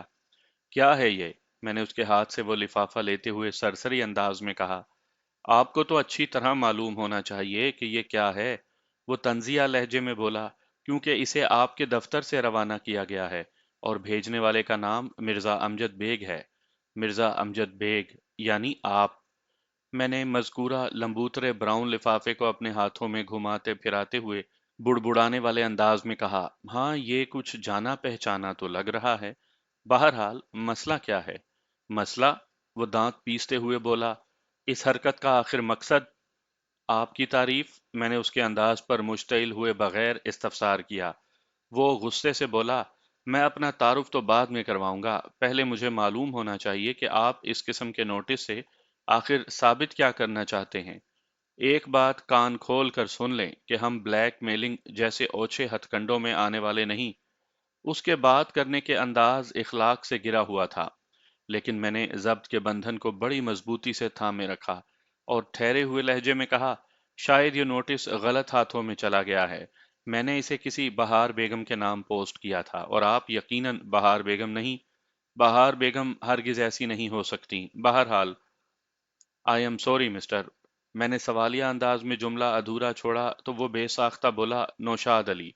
او، میں نے معذرت خواہانہ انداز میں کہا، آپ کو جو تکلیف ہوئی اس کے لیے میں معافی چاہتا ہوں، یہ مجھے ڈاک والوں کی غفلت لگتی ہے، کہاں کا خط کہاں پہنچا دیا۔ بہرحال مسٹر نوشاد علی، میں نے اس کی آنکھوں میں جھانکتے ہوئے کہا، آپ سے بھی سنگین غلطی ہوئی ہے، جب یہ رجسٹری آپ کے نام نہیں تھی تو آپ نے وصول ہی کیوں کی؟ اور اگر کسی غلط فہمی میں وصول کر لی تھی تو اسے کھولنا نہیں چاہیے تھا۔ میں دیکھ رہا ہوں آپ نے اس رجسٹرڈ لیٹر کا اچھا خاصا پوسٹ مارٹم کر ڈالا ہے۔ بات کے اختتام پر میں نے حقارت بھرے انداز میں ایسی آواز نکالی، میری سیکرٹری نے جب اس توا مار کا ریل کے انجن کو میرے چیمبر میں بھیجا تھا تو اس کا نام بھی بتایا تھا، لیکن اس وقت میں نے اس نام پر زیادہ توجہ نہیں دی تھی اور سمجھا تھا ہوگا کوئی نوشاد علی۔ लेकिन इस रजिस्टर्ड नोटिस के रेफरेंस से मैंने उसके तारीख और जोग्राफिए से बाखूबी आगाही हासिल कर ली थी। वो नजीबुल्लाह मरहूम के बच्चों का नाम निहाद मामून नौशाद अली था। मेरा इस हरकत ने उसकी बरहमी में कुछ ऐसा असर दिखाया जैसे जलती पर मिट्टी का तेल दिखाता है। वो फुंकार से मुशाबा लहजे में बोला, मुझे कोई गलती नहीं हुई और ना ही ये नोटिस गलत हाथों में पहुंचा है। अच्छा, मैंने बड़ी संजीदगी से उसका मजाक उड़ाया। तो बहार बेगम आप हैं? वो एकदम हत्थे से उखड़ गया। मिस्टर बेग, उसकी शख्सियत की रोशनी में कहा जा सकता है कि वो यकलख्त पटड़ी से उतर गया। धमकी देने वाले अंदाज में उस छक छक रेल के इंजन ने मुझे कहा, आप मुझे जानते नहीं हो कि मैं कितना खतरनाक आदमी हूँ। वो तो आप ना भी बताएं तो शक्ल ही से नजर आता है। मैंने उसकी आंखों में देखते हुए तंज किया। आपको भी जुबान खोलने से पहले ये बात जहन में रखनी चाहिए कि आप इस वक्त एक वकील के दफ्तर में बैठे हैं। आपके तारुफी अल्फाज एक संगीन नतीजे की हामिल धमकी के जुमरे में आते हैं। ये ना हो कि बाद में आप किसी बड़ी मुसीबत में गिरफ्तार हो जाएं। मेरे इन सख्त और धमकी आमेज अल्फाज ने उसके चेहरे के तासुरात में नुमाया तब्दीली को उभारा। मैंने वाज़ेह महसूस किया कि वो अपनी गुसीली और धौंस धांधली बरदार बुनियाद से थोड़ा सा हिल गया था। ताहम जल्द ही उसने अपनी कमजोरी पर काबू पाया और बोला, आप मुझे कानून वगैरह से डराने की कोशिश ना करें। मैंने पुलिस कोर्ट बहुत देख रखी है। ठीक है, मैंने बेपरवाही से शाने उचकाए। फिर तो कभी ना कभी किसी न किसी मामले में आपसे अदालत में मुलाकात हो ही जाएगी। अदालत में जो होगा उसे भी हम देख लेंगे। फिलहाल तो आप मुझे इस नोटिस के बारे में बताएं। रजिस्टर्ड नोटिस वाला मज़कूरा मुस्ततील लिफाफा मेरी निगाह के सामने मेज पर था। मैंने बाआहिस्तगी वो लिफाफा उठाकर मेज की दराज में रख लिया। फिर नौशाद से मुखातिब हुआ, ये बहुत अच्छा हुआ कि मेरा भेजा हुआ नोटिस गलत हाथों में खेलने के बाद वापस मेरे पास पहुंच गया। अब मुझे मुसम्मा बहार बेगम से बराह रास्त बात करने में आसानी रहेगी। मैंने पहली मर्तबा उसके अंदाज में लचक पैदा होते देखी। वो कदरे सुलझे हुए लहजे में बोला, मैं बहार बेगम की तरफ ही से आया हूँ। आपको जो भी कहना हो मुझसे कहें। सॉरी मिस्टर, मैं कानूनी मामलात में गैर मुतल्लिका अफराद से बात नहीं करता। मैं गैर मुतल्लिक नहीं हूँ। वो वजाहत करने लगा, बहार बेगम मेरी छोटी बहन है। मैंने पूछा, आप बहार बेगम के बड़े भाई हैं? जी बिल्कुल, वो गड़बड़ाते हुए बोला। लगते तो नहीं। वो मेरे तंज की हकीकत को ना पहुंच सका, जल्दी से बोला, दरअसल मैं अपनी सेहत का बहुत ख्याल रखता हूँ। उम्र में मैं बहार बेगम से 5-6 साल बड़ा हूँ मगर लगता नहीं। बात खत्म करके वो ऐसी नजरों से देखने लगा जैसे उसकी वजाहत से मैं कुली तौर पर मुतमईन हूँ। मैंने कहा, अगर आप वाकई बहार बेगम के बड़े भाई हैं तो फिर इस नोटिस के सिलसिले में आपसे बात हो सकती है। आपको क्या कंफ्यूजन है? वो बताने लगा, आपने इस नोटिस में जो दावे किए हैं उनका हकीकत से कोई ताल्लुक नहीं। मेरा मतलब है, नादरा खातून ने आपके सामने गलत बयानी की है। वो और उसका बेटा तारिक नाजमाबाद वाले घर पर किसी किस्म का हक नहीं रखते। शायद उन्होंने आपको हकाइक से आगाह नहीं किया, वरना आप जैसा काबिल वकील इस केस को हाथ में लेने की गलती नहीं कर सकता था। आखिरी जुमला उसने मुझे मक्खन लगाने के लिए अदा किया था। वो खासा होशियार और चालबाज शख्स दिखाई देता था। जब उसने महसूस किया कि मैं धौंस में आने वाला नहीं तो उसने अपने रवैये में नुमायां तब्दीली कर ली। शाइस्ता तो वो अब भी नहीं था, ताहम उसके अंदाज में माकूलियत दर आई थी। मैंने सरे दस्त उसी को घिसने का फैसला किया और गहरी संजीदगी से कहा, मैं आपकी बात को यकसर रद्द नहीं करूंगा। आमतौर पर ऐसा होता है, मेरे पास आने वाला हर शख्स खुद को बेकसूर, हकदार और मजलूम जाहिर करता है और मुझसे हर मुमकिन मदद का उम्मीदवार नजर आता है। इसलिए इस बात के इम्कानात बहरहाल मौजूद हैं कि नादरा खातून ने मुझसे दरोगोई की हो। बहरहाल, मैंने राजदाराना लहजे में कहा, नौशाद साहब, इस नोटिस में नादरा खातून की तरफ से जो बुलंदो बांग दावे किए गए हैं उन्हें थोड़ी देर के लिए फरामोश करके आप मुझे हकीकत बताएं। वो बड़ी आसानी से मेरे फैलाए हुए नादीदा जाल में कदम रख बैठा। चंद लम्हात तक उसने मुझे तारीफी अंदाज में देखने का अमल जारी रखा और ये टटोलता रहा कि मुझ पर एतमाद करे या नहीं। फिर वो एक फैसले पर पहुंच गया। उसके चेहरे के तासुरात ने मुझे बता दिया कि वो मुझे एतमाद में लेने का हामी है। गोया मेरी चाल 100% कामयाब रही थी। बेग साहब, वो मिस्टर बेग से बेग साहब पर आते हुए मुझे मुखातिब हुआ। میں اس نوٹس کی ترسیل کے سلسلے میں آپ کو قصوروار سمجھ رہا تھا، لیکن آپ سے ملنے کے بعد محسوس ہوا کہ میں غلطی پر تھا۔ آپ انتہائی معقول اور سلجھے ہوئے انسان ہیں۔ یقیناً نادرہ بیگم ہی نے آپ کو صحیح صورتحال سے آگاہ نہیں کیا۔ وہ نہایت ہی مکار اور چالاک عورت ہے۔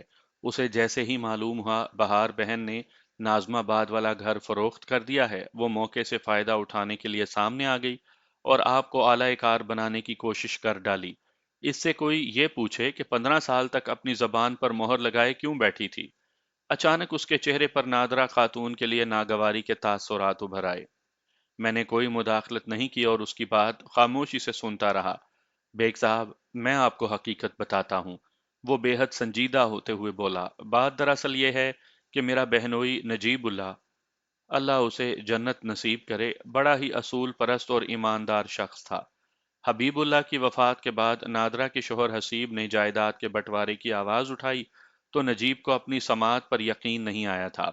اس نے چھوٹے بھائی کو سمجھانے کی حتی الامکان کوشش کی، لیکن وہ اپنی بیوی نادرہ کی پٹی پر چڑھا ہوا تھا، لہٰذا کوئی بھی معقول بات سننے اور سمجھنے کو تیار نہ ہوا۔ اس پر نجیب نے مجبور ہو کر اس پر واضح کر دیا کہ وہ اپنا آبائی گھر فروخت نہیں ہونے دے گا۔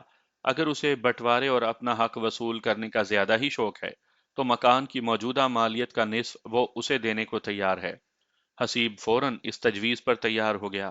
چنانچہ نجیب نے جائیداد کے ماہرین سے مکان کی مارکیٹ ویلیو نکلوائی اور اس رقم کا نصف حسیب کے حوالے کر دیا۔ میں یہاں پر پوچھے بنا نہ رہ سکا، لیکن بات کے حالات سے تو ثابت ہوتا ہے کہ حسیب کے پاس کوئی بڑی رقم موجود نہیں تھی۔ نادرہ نے اس رقم کا کہیں کوئی تذکرہ نہیں کیا۔ نوشاد علی اچھی خاصی تیاری کے بعد میرے پاس آیا تھا۔ اس مکار کے پاس ہر ممکنہ سوال کا جواب تھا۔ بیگ صاحب، یہ نادرہ بیگم خود کو بڑی ہوشیار اور چالاک سمجھتی ہے، لیکن اس کا خاوند اس سے 10 ہاتھ آگے تھا۔ حسیب نے نادرہ کو رقم کی ہوا بھی نہ لگنے دی۔ دراصل وہ گزشتہ چند برس سے اچھا خاصا مقروض تھا۔ اس نے نہایت ہی خاموشی کے ساتھ نجیب سے حاصل ہونے والی رقم کو اپنے قرضے چکانے میں خرچ کر دیا۔ نادرہ کو کانوں کان خبر نہ ہوئی کہ اس کا شوہر جائیداد کا حصہ وصول کر چکا ہے۔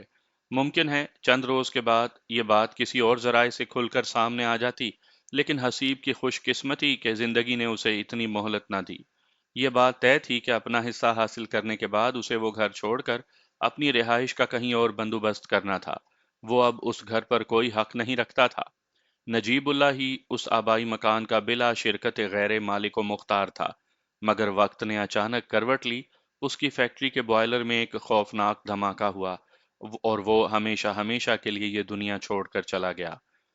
حسیب کی موت کے کچھ عرصے کے بعد نادرہ نے اپنے جیٹ سے مکان کے بٹوارے کی بابت استفسار کیا۔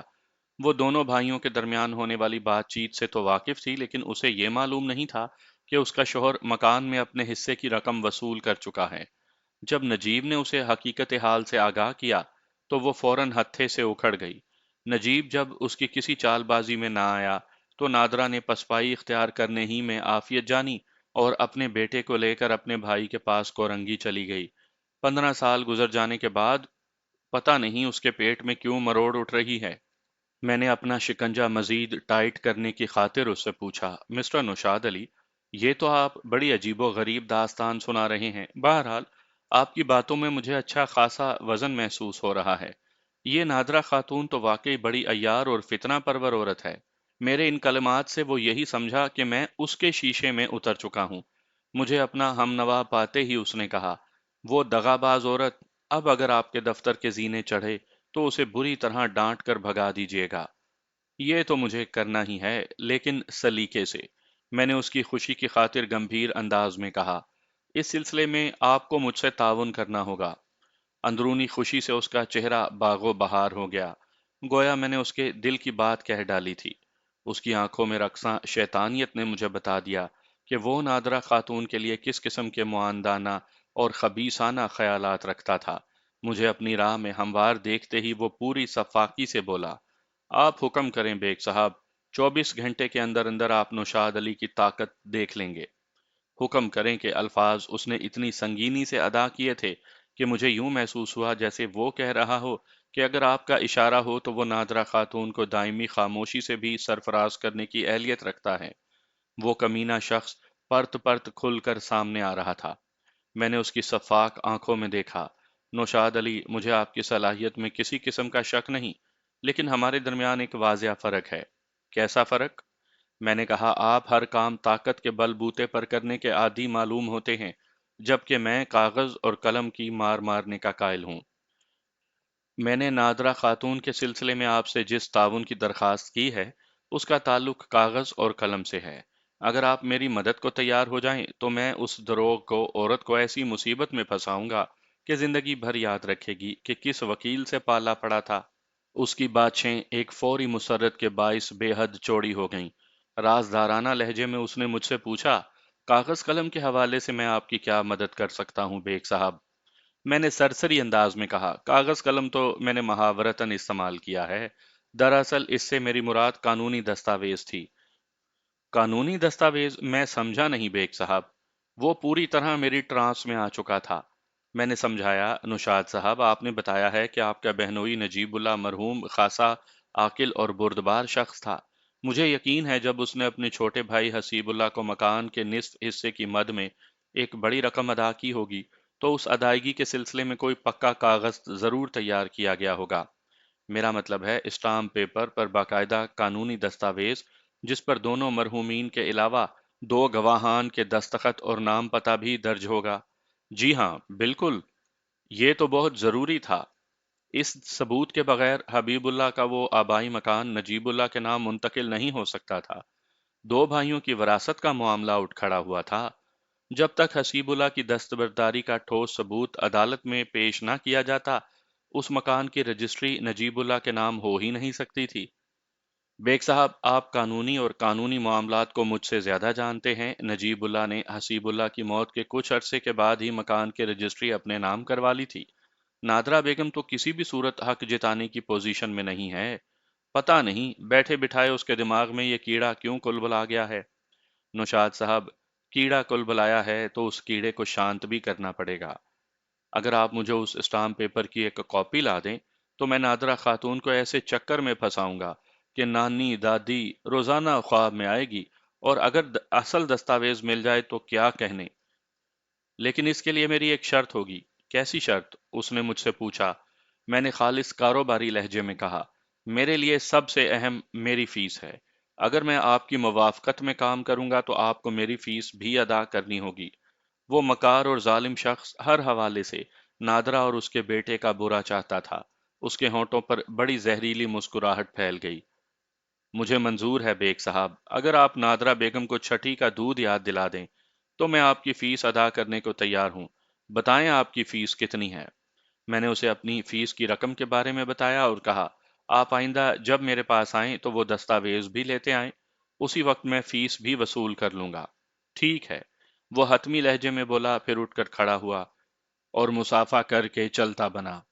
رخصت ہونے سے قبل اس نے دوستانہ لہجے میں کہا، بیگ صاحب، ہم صرف یہ چاہیں گے کہ نادرہ نامی وہ عیار عورت کبھی ہماری راہ میں نہ آئے۔ آپ اس پر ہاتھ ہلکا ہی رکھیے گا۔ میں آپ کو جو دستاویز یا اس کی کاپی فراہم کروں گا اسے کسی حساس شعبے میں نہ استعمال کیجیے گا۔ کسی کو مارنے سے ڈرانا زیادہ بہتر ہے۔ آپ میرا مطلب سمجھ گئے نا؟ بالکل سمجھ گیا۔ آپ بے فکر ہو جائیں۔ وہ میرا شکریہ ادا کر کے رخصت ہو گیا۔ اس کے جانے کے بعد کافی دیر تک میں اسی بارے میں سوچتا رہا۔ وہ ریل کا قدیم انجن مجھے ذرا پسند نہیں آیا تھا۔ اسے اعتماد میں لے کر میں نے اس کی عیاریوں کی کلائی کھول دی تھی۔ اگر وہ مذکورہ دستاویز یا اس کی فوٹو کاپی لے کر میرے پاس آ جاتا تو ان لوگوں کے فراڈ ہونے پر مہر ثبوت ثبت ہو جاتی۔ اب تک جو حالات و واقعات مجھ تک پہنچے ان کی روشنی میں مجھے نادرہ خاتون مظلوم اور بہار بیگم ظالم نظر آئیں۔ میرا اندازہ یہی تھا کہ نجیب اللہ اور حسیب اللہ کے درمیان اس نوعیت کی کوئی دستاویز نہیں تھی۔ نجیب اللہ نے اپنی بھاوج کو آبائی مکان سے بے دخل کرنے کے بعد یقیناً ایسی کوئی دستاویز بیک ڈیٹ میں تیار کروائی ہوگی تاکہ وہ مکان اپنے نام کروانے میں کسی قسم کی دشواری کا سامنا نہ کرے۔ حسیب اللہ کی موت کے بعد یہ کام نسبتاً آسان ہو گیا تھا۔ بڑے افسوس کے ساتھ میں یہ تسلیم کرنے کو تیار ہوں کہ ہمارے یہاں اس قسم کی اپنی مرضی کی دستاویزات تیار کروا لی جاتی ہیں۔ اگر انسان پیسہ خرچ کرنے کی استطاعت رکھتا ہو تو کام کرنے والوں کی کمی نہیں۔ اس شعبے کے ماہرین تو ایسا کام کر دکھاتے ہیں کہ اگر ان کی تیار کردہ دستاویز کے ساتھ اصل دستاویز کو رکھ دیا جائے تو ان کی پروڈکٹ کے مقابلے میں اصلی والی جعلی نظر آنے لگتی ہے۔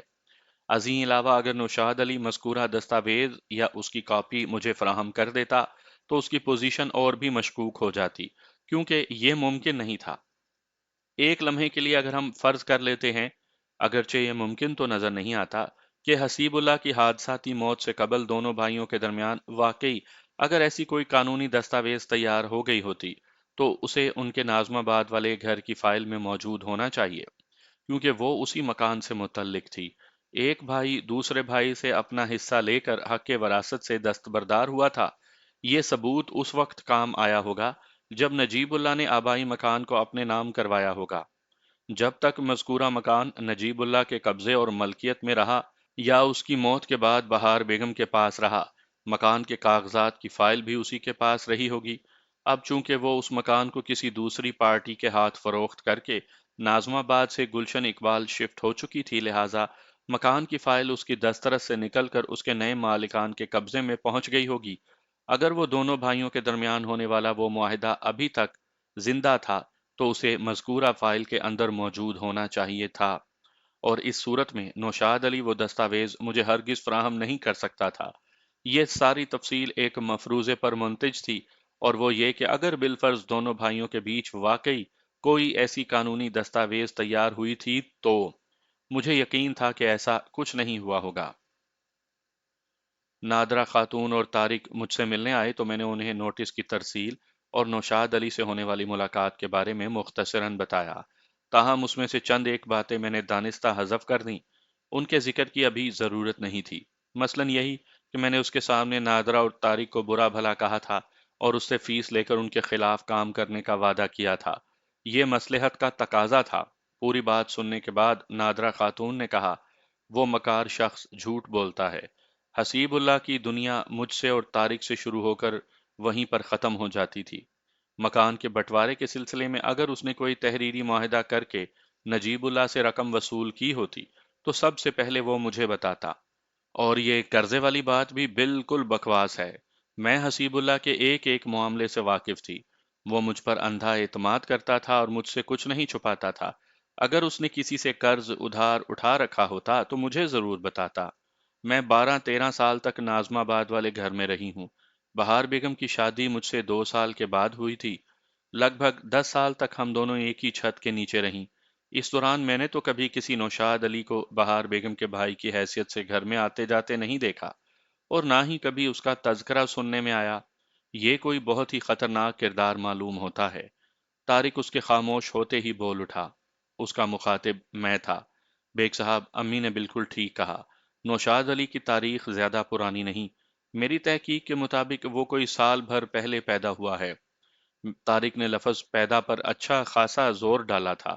میں نے وضاحت کی خاطر پوچھا، کیا کہنا چاہتے ہو؟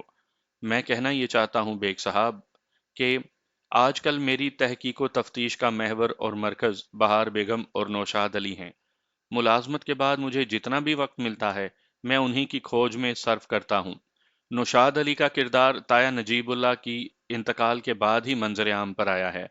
بہار بیگم اور نوشاد علی کے رنگ و روپ، خد و خال اور رکھ رکھاؤ میں اتنا زیادہ فرق موجود ہے کہ وہ کسی بھی صورت بہن بھائی نہیں ہو سکتے۔ مجھے تو وہ کوئی جرائم پیشہ شخص لگتا ہے جس نے تائی بہار بیگم کو اپنے قبضے میں کر رکھا ہے۔ طارق کی تحقیق و تفتیش بڑے درست زاویے پر تھی، بس فرق اتنا تھا کہ مجھے جن باتوں کا شک تھا طارق بڑے دعوے سے ان کی تصدیق کر رہا تھا۔ نوشاد علی کی شخصیت اور باتوں سے میں نے بھی یہی تصور قائم کیا تھا کہ وہ کوئی اچھا آدمی نہیں تھا۔ نادرہ خاتون نے فکر مندی سے پوچھا، وکیل صاحب، وہ تو آپ سے وعدہ کر کے گیا ہے کہ دستاویز کی نقل یا کاپی یا پھر اصل دستاویز لا کر آپ کو دکھائے گا۔ اگر واقعی اس کے پاس کوئی ایسی دستاویز موجود ہوئی تو ہمارا کیس تو بالکل ہی کمزور ہو جائے گا۔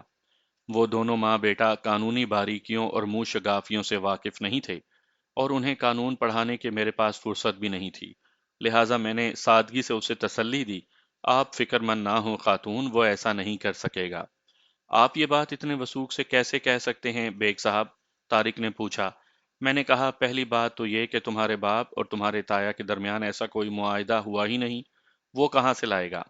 کیا تم نے اپنی والدہ کی بات غور سے نہیں سنی؟ سنی ہے، بہت غور سے سنی ہے۔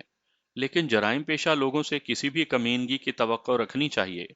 नौशाद अली का जिन लोगों के साथ उठना बैठना है वो सब खासे बदनाम हैं।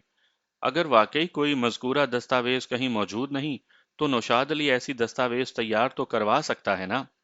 उसके तो ये बाएं हाथ का खेल है। बाएं हाथ का खेल? मैंने चौंक कर पूछा। मतलब बिल्कुल वाज़िया है बेग साहब, वो तल्खी से मुस्कुराया। नौशाद अली कोई भी जाली दस्तावेज तैयार करवाने की माली सलाहियत भी रखता है और सोर्स भी उसके हाथ में है। आपको बहुत ज्यादा मोहतात रहकर कदम उठाने की जरूरत है।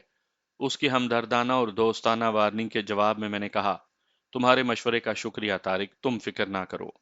तुमने मरदूद नौशाद के किसी सोर्स का जिक्र किया है? वो अस्बात में गर्दन हिलाने लगा। मैंने अर्ज किया है ना, मेरी रिसर्च के मुताबिक नौशाद अली का उठना बैठना अच्छे लोगों के साथ नहीं, उनमें एक सुल्तान नामी प्रॉपर्टी एजेंट है जिसकी शोहरत इस हवाले से खराब है कि वो जाली कागजात बनाकर प्रॉपर्टी फरोख्त करने का माहिर है। वो ऐसे घरों पर खसूसी नजर रखता है जो अरसे से बंद पड़े हों और कोई उनकी देखभाल ना कर रहा हो, या फिर ऐसे घर जिनके मालिकान मुल्क से बाहर हों और यहाँ उनकी निगरानी करने वाला कोई ना हो। इस किस्म की जायदाद सुल्तान के लिए आसान शिकार साबित होती है। वो ऐसे घरों की फाइल तैयार करवाने के बाद उन्हें किसी मुनासिब पार्टी को देखकर उन्हें फरोख्त कर देता है। इसका मतलब है सुल्तान प्रॉपर्टी एजेंट का नेटवर्क खासा दूर तक फैला है, क्योंकि किसी गैर मनकूला जायदाद के ऐसे कागजात तैयार करवाना जो मुतल्लिका महकमे से वेरीफाई भी हो जाएं, कोई बच्चों का खेल नहीं। जायदाद का खरीदार रकम की अदायगी से कबल उस घर की फाइल हासिल करके उसे चेक करवाने की कोशिश जरूर करता है। मुतमईन होने के बाद ही वो पेमेंट देता है। मैं उनके नेटवर्क को अच्छी तरह समझ गया हूँ बेग साहब। मैंने एक मर्तबा फिर हैरत से देखा और पूछा, तुम क्या कहना चाहते हो? उसने बताया, सिर्फ 4 अफराद मिलकर ये गेम चलाते हैं। कौन से 4 अफराद? तारिक ने बताया, बेग साहब, मैंने पिछले दिनों नौशाद अली नामी शख्स पर बड़ी मेहनत की है। जब इंसान के सर पर पड़ती है तो वो मुश्किल से मुश्किल काम भी कर गुजरता है। मैंने जिन 4 अफराद का जिक्र किया है ना, उनमें दो तो नौशाद अली और सुल्तान अहमद हैं। सुल्तान अहमद 6 माह तक एक जगह ठहरता है। दो चार लंबे लंबे हाथ मारने के बाद वो दूसरे शहर में जा बैठता है ताकि वो हर लिहाज से महफूज रहे। उसने अपने साथ एक छैल छबीली औरत भी रखी हुई है जिसे वो अपनी सेक्रेटरी बताता है। नाजिया नामी वो औरत गाहकों को फांसने और रुझाने के फराइज अंजाम देती है। मैंने अच्छी तरह मालूम कर लिया है, नाजिया सुल्तान की सेक्रेटरी नहीं बल्कि बिजनेस पार्टनर है। ये एहतियात इसलिए भी बरती जा रही है कि अगर कभी उन पर बुरा वक्त आन पड़े तो दोनों एक साथ मुसीबत के मुंह में ना जा गिरें। एक फंसे तो दूसरा उस मुसीबत से निकालने के लिए आजाद हो। नादरा खातून हक्का बक्का बैठी अपने बेटे तारिक को देख रही थी। मैं भी हैरान था। उसने बहुत कम दिनों में नौशाद अली और उसके हवारियों के बारे में बेश बहा और हैरत अंगेज हकाइक जमा कर लिए थे। मैंने पूछा, तुमने जिन 4 अफराद का जिक्र किया है उनमें से 3 तो हो गए, चौथा कौन है? वो कहने लगा कि मैंने तो आपको सिर्फ 2 अफराद का इंट्रोडक्शन दिया है बेग साहब, नौशाद अली और सुल्तान। इसका मतलब है नाजिया इस चंडाल चौकड़ी में शामिल नहीं? बिल्कुल नहीं जनाब, उसकी हैसियत तो शामिल बाजा जैसी है। ओह, मैंने पूछा, फिर बाकी 2 अफराद कौन हैं? वो बताने लगा, उन दो में से एक शख्स का ताल्लुक आपके पेशे से है बेग साहब। वो भी अदालत में आपकी तरह काला कोट पहनकर घूम रहा होता है। मैं अदील मगसी की बात कर रहा हूँ। क्या आप इस नाम के किसी वकील को जानते हैं? अदील मगसी को मैं अच्छी तरह जानता था। वो एक बदनाम और करप्ट वकील था। भारी रकम वसूल करके मुखालिफ पार्टी की गोद में जा बैठना उसका तुर्रा इम्तियाज था। मैंने असबाती जुम्बिश दी और कहा, हाँ, मैं अदील मगसी से वाकिफ हूँ और उसके कारनामों से भी। चौथा आदमी भी आपके महकमे ही से वाबस्ता है। वो बाकायदा वकील तो नहीं, ताहम इधर अदालत ही में होता है। मैं जान नहीं सका कि वो वहाँ किस हैसियत से काम करता है। अलबत्ता ये मालूम कर लिया कि ऑफ द रिकॉर्ड वो जाली दस्तावेज तैयार करने का माहिर है। नाम क्या है उसका? मैंने पूछा। सफदर, सफदर अली, तारिक ने बताया। नौशाद अली, सुल्तान अहमद, अदील मगसी और सफदर अली से बराबर मिलता रहता है। इसीलिए मैंने ये खदशा जाहिर किया है कि कहीं वो जाली दस्तावेज तैयार करवाने के लिए हमारे लिए कोई मुश्किल ना खड़ी कर दे।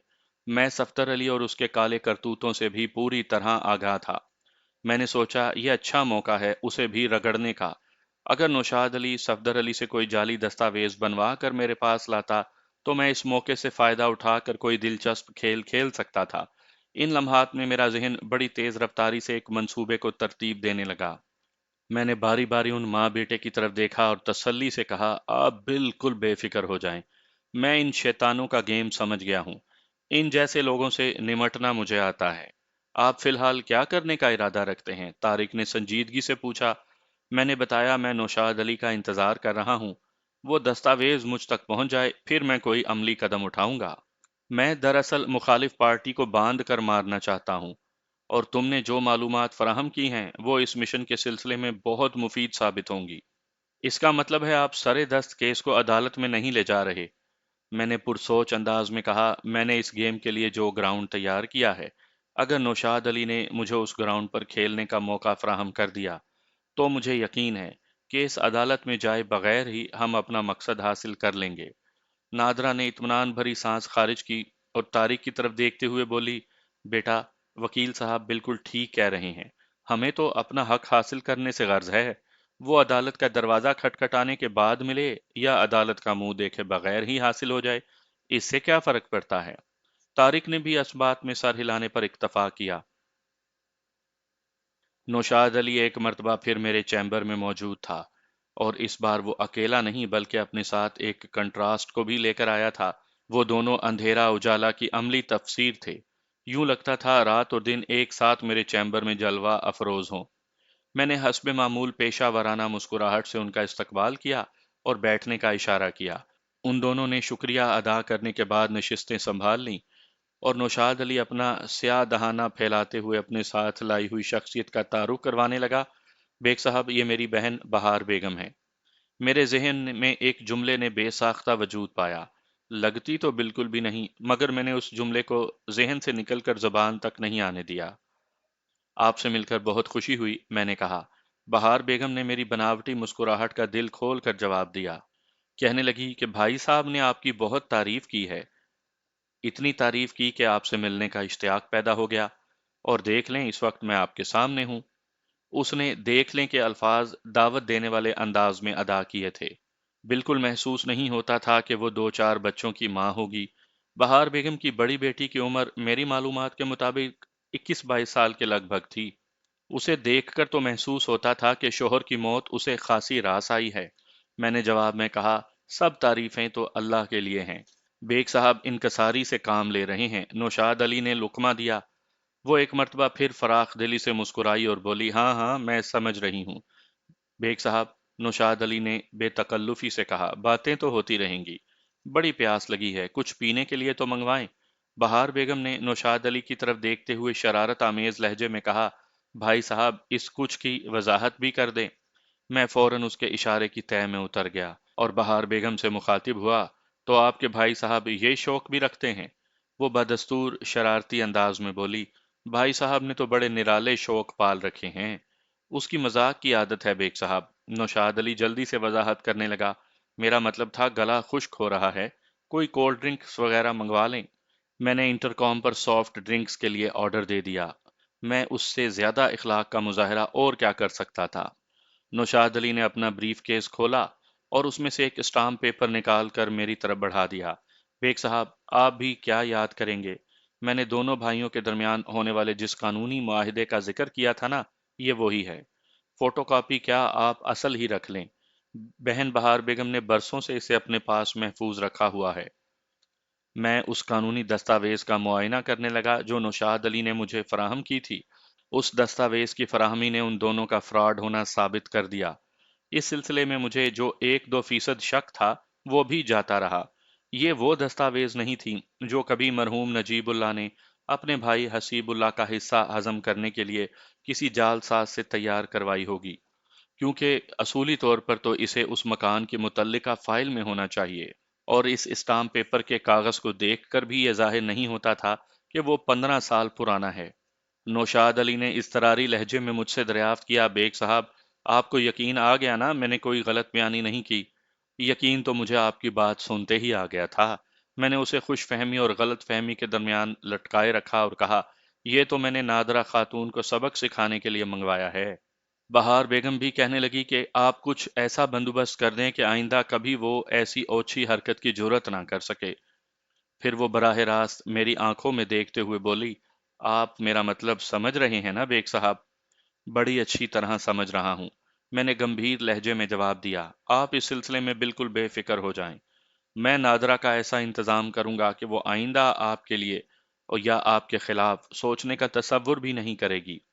وہ معنی خیز انداز میں دھیرے دھیرے سر کو اثباتی جنبش دینے لگی، پھر ہمدردانہ لہجے میں بولی، میں نہیں جانتی کہ ان لوگوں کے مالی حالات آج کل کیسے ہیں، یہ بھی ہو سکتا ہے کہ معاشی افریت نے اس کی مت مار دی ہو اور اس نے سوچا ہو کہ اپنے مالی حالات درست کرنے کے لیے یہ مکان والا کارڈ کھیل کر دیکھ لیں۔ بیگ صاحب، اگر آپ کو محسوس ہو کہ نادرہ کی حالت پتلی ہے تو میں سامنے آئے بغیر اس کی تھوڑی بہت مدد کرنے کو بھی تیار ہوں۔ 10-20 ہزار سے مجھے کوئی فرق نہیں پڑے گا، اتنی تو میں زکوٰۃ نکال دیتی ہوں۔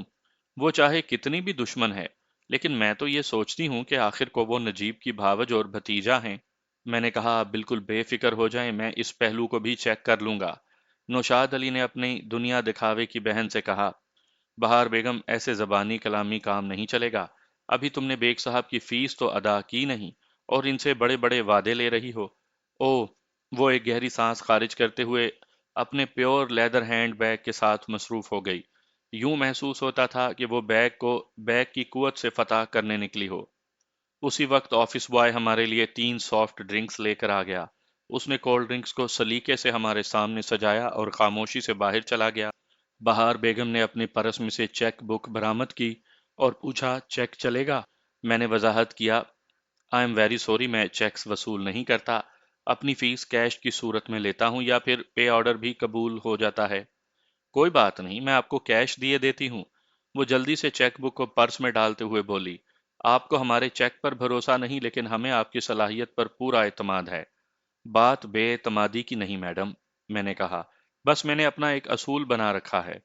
بہت اچھی بات ہے، انسان کو اصول پسند اور اصول پرست ہونا چاہیے۔ پھر اس کے بعد کرارے نوٹوں کی صورت میں اس نے فیس میری جانب بڑھا دی۔ گن لیجئے گا بیگ صاحب، انسان سے بھول چوک ہو جاتی ہے۔ شاید وہ میرے پاس آنے سے پہلے بینک سے ہو کر آئی تھی۔ اس کے پرس میں سب سے بڑے والے نوٹوں کی پوری گڈی موجود تھی، جس میں سے رقم گن کر اس نے میرے حوالے کی تھی اور باقی گڈی کو واپس پرس میں رکھ لیا۔ میں نے ایک بات خاص طور پر نوٹ کی تھی کہ وہ دولت کی نمائش سے مجھے مروب کرنے کی کوشش میں تھی۔ اس کی خواہش کی خاطر، چاہے دکھانے کے لیے ہی صحیح، میں مروب ہو گیا اور حیرت سے پوچھا، میڈم، آپ اتنی تگڑی رقم پرس میں لیے گھوم رہی ہیں؟ اس سے تو ظاہر ہوتا ہے کہ آپ کا بینک بیلنس خاصا صحت مند ہوگا۔ وہ ایک ادا سے گردن اکڑاتے ہوئے نخوت سے بولی، آپ کی دعا سے اللہ کا بڑا فضل ہے۔ میں نے اپنی فیس کی رقم گن کر تسلی کی، پھر اس سلسلے میں بہار بیگم کو ایک رسید بنا کر دے دی۔ اس رسید سے یہ ظاہر نہیں ہوتا تھا کہ میں نے اس سے وہ رقم کس مد میں وصول کی ہے۔ سچی بات تو یہ ہے کہ میں نے محض اسے خوش فہمی میں مبتلا کرنے کے لیے فیس کی وصولی کا ناٹک رچایا تھا۔ اس وقت تک میرا ذہن وہ منصوبہ فائنل کر چکا تھا جس پر میں عمل کرنا چاہتا تھا۔ یہ سچ ہے کہ لاتوں کے بھوت باتوں سے رام نہیں ہوتے، لیکن میں خود کو اندھیرے میں رکھ کر ان پر لاتیں چلانا چاہتا تھا۔ یہ اس وقت میری مجبوری تھی۔ اگر میں عدالت کے ذریعے نادرہ خاتون کو انصاف دلانے کی کوشش کرتا تو یہ بڑا پیچیدہ اور مشکل کام تھا، کیونکہ نادرہ کے ہاتھ میں کوئی ثبوت نہیں تھا۔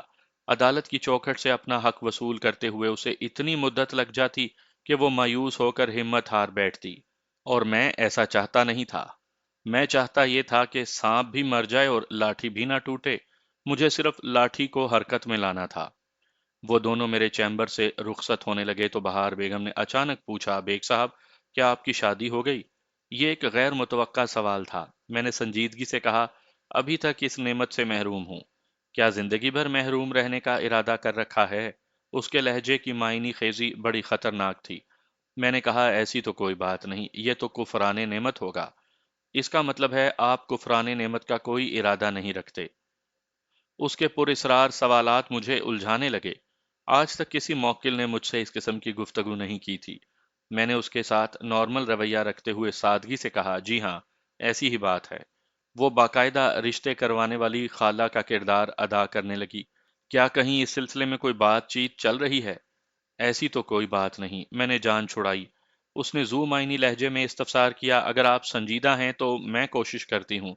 بہار بیگم کے اس سوالیہ جملے کے دو معنی نکلتے تھے۔ ایک تو یہ کہ اگر میں شادی میں دلچسپی رکھتا ہوں تو وہ میرے لیے لڑکی دیکھے، دوسرا اس سلسلے میں وہ خود بھی کوشش کر سکتی ہے۔ کچھ عرصہ پہلے اس کے شوہر نجیب اللہ کا انتقال ہو چکا تھا۔ وہ اگرچہ 4 بچوں کی ماں تھی لیکن دیکھنے میں بالکل جوان اور دلکش نظر آتی تھی۔ وہ اپنی زندگی کی 45 بہاریں دیکھ چکی تھی، لیکن بڑھتی ہوئی عمر نے اس کے سراپا اور بدن کی شادابی کو میلی آنکھ سے نہیں دیکھا تھا۔ وہ ان عورتوں میں شمار کی جا سکتی تھی جو سدا بہار جوانی کی مالک ہوتی ہیں۔ ایک لحاظ سے وہ اس میں بامسمہ ثابت ہوئی تھی۔ میرا ارادہ نہیں تھا، اور یہ بات میں دو ٹوک انداز میں کہہ کر کسی بحث کے در کو وا نہیں کرنا چاہتا تھا، اس لیے مصلحت آمیز انداز میں کہا، میں سوچ کر آپ کو بتاؤں گا۔ ٹھیک ہے۔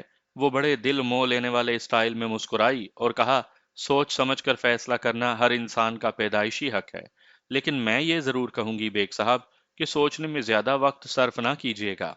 میں آپ کے اس مشورے کو ذہن میں رکھوں گا۔ وہ دونوں الوداعی سلام کر کے میرے دفتر سے رخصت ہو گئے۔ ان کے جانے کے بعد میں کافی دیر تک بہار بیگم کے بارے میں سوچتا رہا۔ میں نے اتنی کھلی ڈلی عورت اپنی زندگی میں پہلے کبھی نہیں دیکھی تھی۔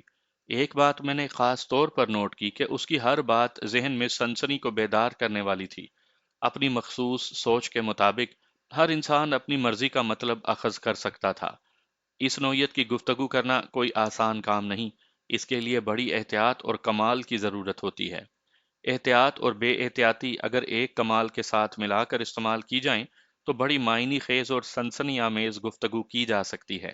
آئندہ روز طارق اکیلا ہی مجھ سے ملنے آیا اور تازہ ترین صورتحال کے بارے میں استفسار کرنے لگا۔ میں نے اسے بتایا کہ وہ تسلی رکھے اور اطمینان سے بیٹھ جائے۔ میں نے بساط کو اپنے سامنے بچھا لیا ہے اور اب بساط اپنی مرضی اور پوزیشن کے مہرے بھی سجا لیے ہیں۔ چال چلنے میں ابھی کچھ دیر ہی باقی ہے۔ انشاءاللہ بہت جلد میں اسے ایک بڑی خوشخبری سناؤں گا۔ اس نے کہا، بیگ صاحب، مجھے آپ کی صلاحیتوں پر پورا اعتماد ہے۔ یہ بتائیں کہ اس دوران مجھے کیا کرنا ہوگا؟ ہاتھ پر ہاتھ رکھے میں خالی تو نہیں بیٹھ سکتا نا؟ ٹھیک کہتے ہو طارق، میں نے تائید کی۔ جن لوگوں کو کام کرنے کی عادت ہو وہ فارغ نہیں بیٹھ سکتے۔ تمہارا بھی کچھ ایسا ہی معاملہ ہے۔ پچھلے 1 ماہ میں تم نے خاصی دوڑ دھوپ کی ہے۔ یہ تمہاری محنت اور کوشش کا نتیجہ ہی ہے کہ میں تمہارے دشمنوں سے نمٹنے کے لیے ایک کامیاب لایا عمل ترتیب دینے میں کامیاب ہوں۔ اب تمہیں چند روز تک آرام کرنا ہوگا۔ اپنے فیکٹری والے فرائض پر توجہ مرکوز رکھو۔ بہار بیگم اینڈ کمپنی کے پیچھے جانے کی ضرورت نہیں۔ ان لوگوں کو میں بڑی چابک دستی سے ہینڈل کر لوں گا۔ بہت جلد وہ میرے چال میں آ جائیں گے۔ جیسے ہی مجھے تمہاری اور نادرا کی ضرورت محسوس ہوئی میں تمہیں کال کر کے اس بارے میں بتا دوں گا۔ ٹھیک ہے بیگ صاحب، میں آپ کی ہدایت پر عمل کرنے کی کوشش کروں گا۔ میں نے اسے یقین کی دولت سے بھر کر اپنے دفتر سے رخصت کر دیا۔ میں نے بہار بیگم اور اس کے نیگیٹو نام نہاد بھائی نوشاد علی کو شکار کرنے کے لیے جو حکمت عملی ترتیب دی تھی، اس میں سرفراز شاہ کو ایک اہم کردار ادا کرنا تھا۔ سرفراز شاہ ایک سب انسپیکٹر تھا۔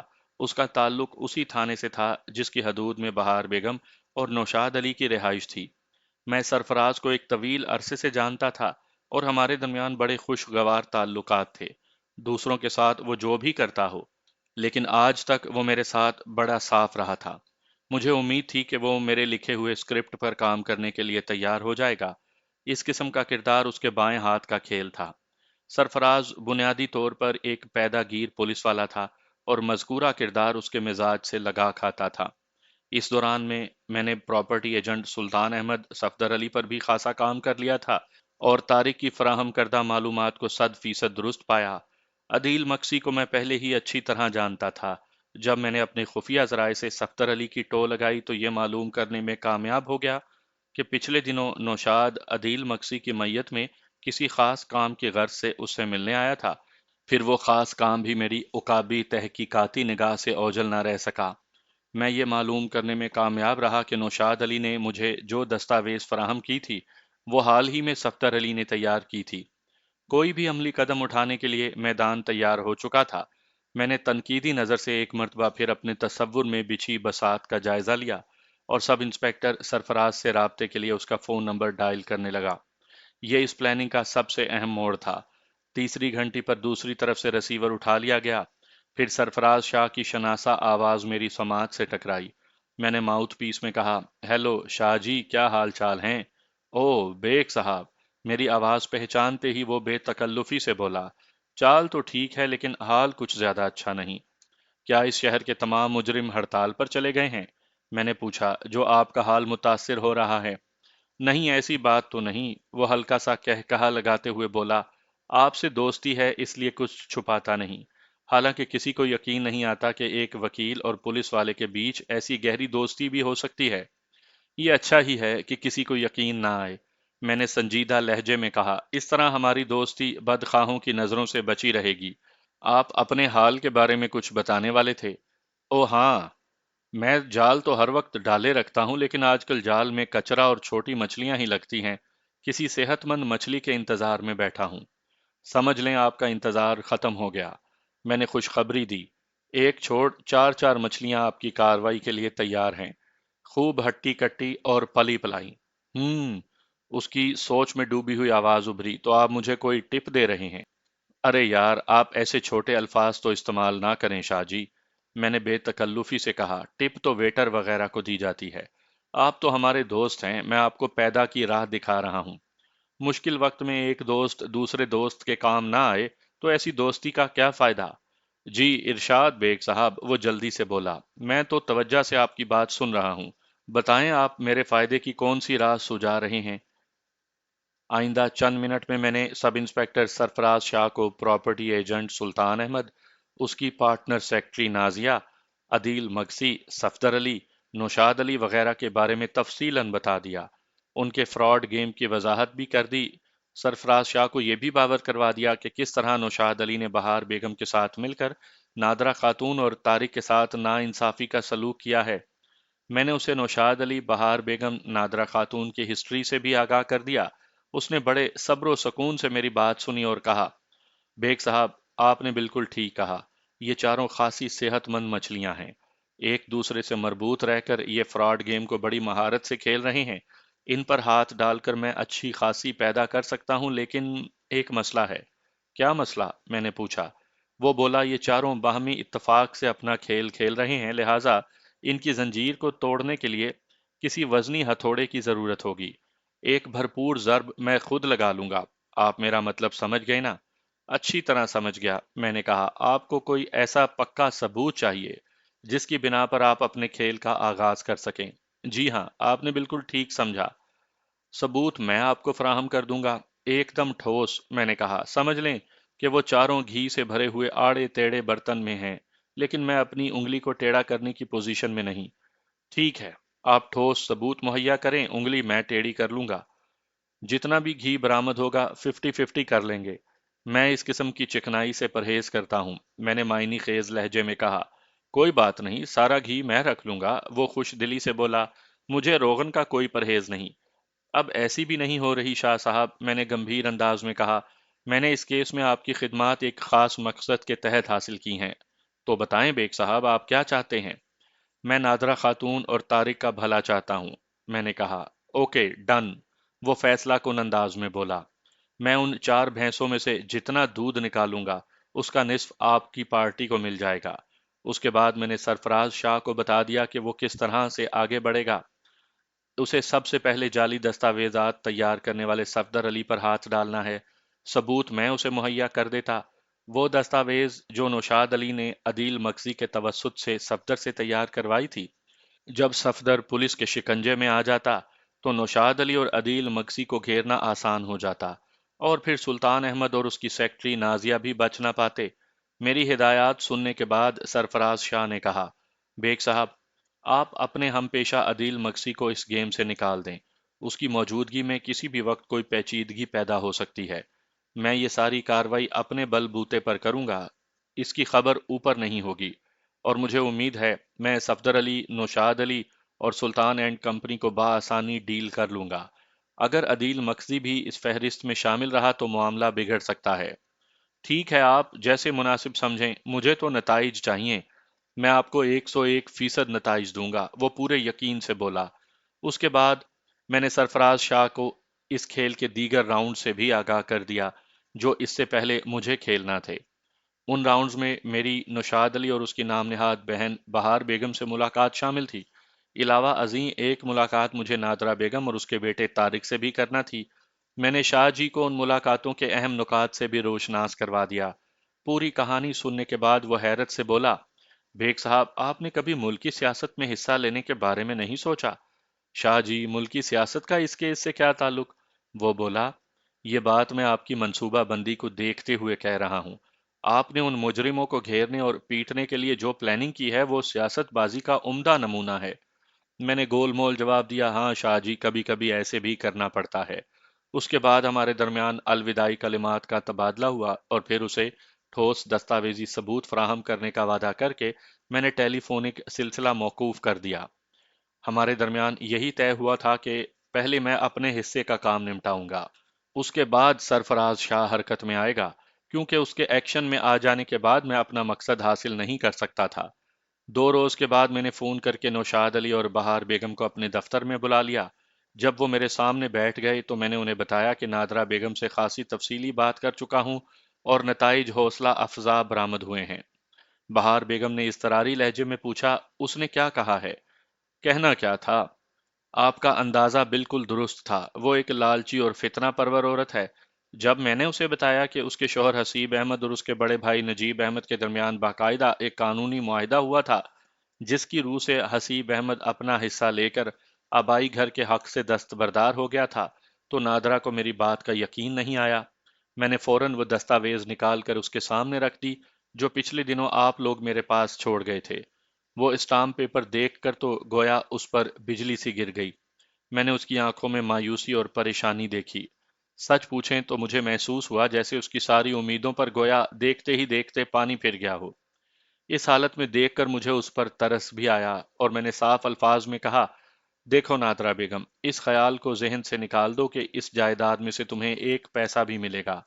تمہارا شوہر اپنے بھائی کے حق میں آبائی گھر سے دستبردار ہو گیا تھا، لہٰذا مرحوم نجیب اللہ اس دستاویزی ثبوت کی روشنی میں بلا شرکت غیر اس کا مالک بن گیا تھا۔ اس کے انتقال کے بعد آپ یعنی بہار بیگم اس مکان کی مالک ہیں، اور اب اگر آپ نے وہ مکان فروخت کر دیا ہے تو اسے یعنی نادرہ کو کوئی تکلیف نہیں ہونی چاہیے۔ میری وضاحت سننے کے بعد اس کا منہ لٹک گیا اور بڑے خوش آمدانہ انداز میں مجھے اپنی مفلسی اور تنگ دستی کے قصے سنانے لگی۔ اس وقت اس کی آنکھوں سے باقاعدہ آنسو بھی نکل آئے۔ میں تمہارے حالات کو سمجھ رہا ہوں اور میں کوشش کروں گا کہ بہار بیگم سے کہہ کر تمہارے لیے کوئی مالی بندوبست کر دوں۔ پھر میں نے براہ راست بہار بیگم کی آنکھوں میں دیکھا۔ آپ نے گزشتہ ملاقات میں مجھ سے کہا تھا کہ آپ کی نادرہ بیگم سے کوئی دشمنی نہیں، اسے نقصان پہنچا کر آپ کو کوئی خوشی نہیں ہوگی، بلکہ ان خراب حالات میں آپ اس کی مالی مدد بھی کرنے کو تیار ہیں۔ لہٰذا میں نے نادرہ بیگم کو یقین دلا دیا ہے کہ آپ سے میں اسے 25,000 تک دلوا دوں گا۔ میں نے 10-20 ہزار تک کی بات کی تھی بیگ صاحب، بہار بیگم نے یاد دہانی کروائی، اور ساتھ ہی یہ بھی کہا کہ آپ کوئی ایسا زبردست بندوبست کریں گے کہ سانپ بھی مر جائے اور لاٹھی بھی نہ ٹوٹے، بلکہ سانپ کو مارنے کے بجائے اس کا زہر نکال لینا چاہیے۔ مجھے یاد ہے، میں نے اس بات میں گردن ہلائی، آپ نے یہی الفاظ استعمال کیے تھے کہ سانپ کو مارنے سے بہتر ہوتا ہے اس کا زہر نکال دیا جائے۔ آپ کچھ ایسا بندوبست کر دیں کہ آئندہ کبھی وہ ایسی اوچھی حرکت کی جرت نہ کر سکے۔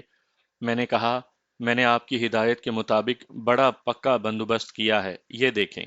اتنا کہہ کر میں نے ایک فائل میں سے ایک ٹائپ شدہ اسٹامپ پیپر نکال کر ان دونوں نام نہاد بہن بھائیوں کی طرف بڑھا دیا۔ یہ اسٹامپ پیپر میں نے ان چکر بازوں کو چکمہ دینے کے لیے تیار کیا تھا تاکہ ایک تو وہ مجھ پر بھروسہ رکھیں کہ میں ان کے مقاصد کے لیے کام کر رہا ہوں، دوسرے وہ نادرہ خاتون کی طرف سے مطمئن ہو جائیں۔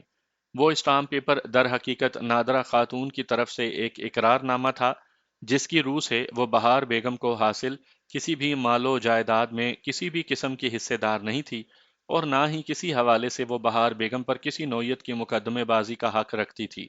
یہ تحریر چونکہ سراسر بہار بیگم کے حق میں جاتی تھی، لہٰذا خوشی اس کے چہرے سے پھوٹ رہی تھی۔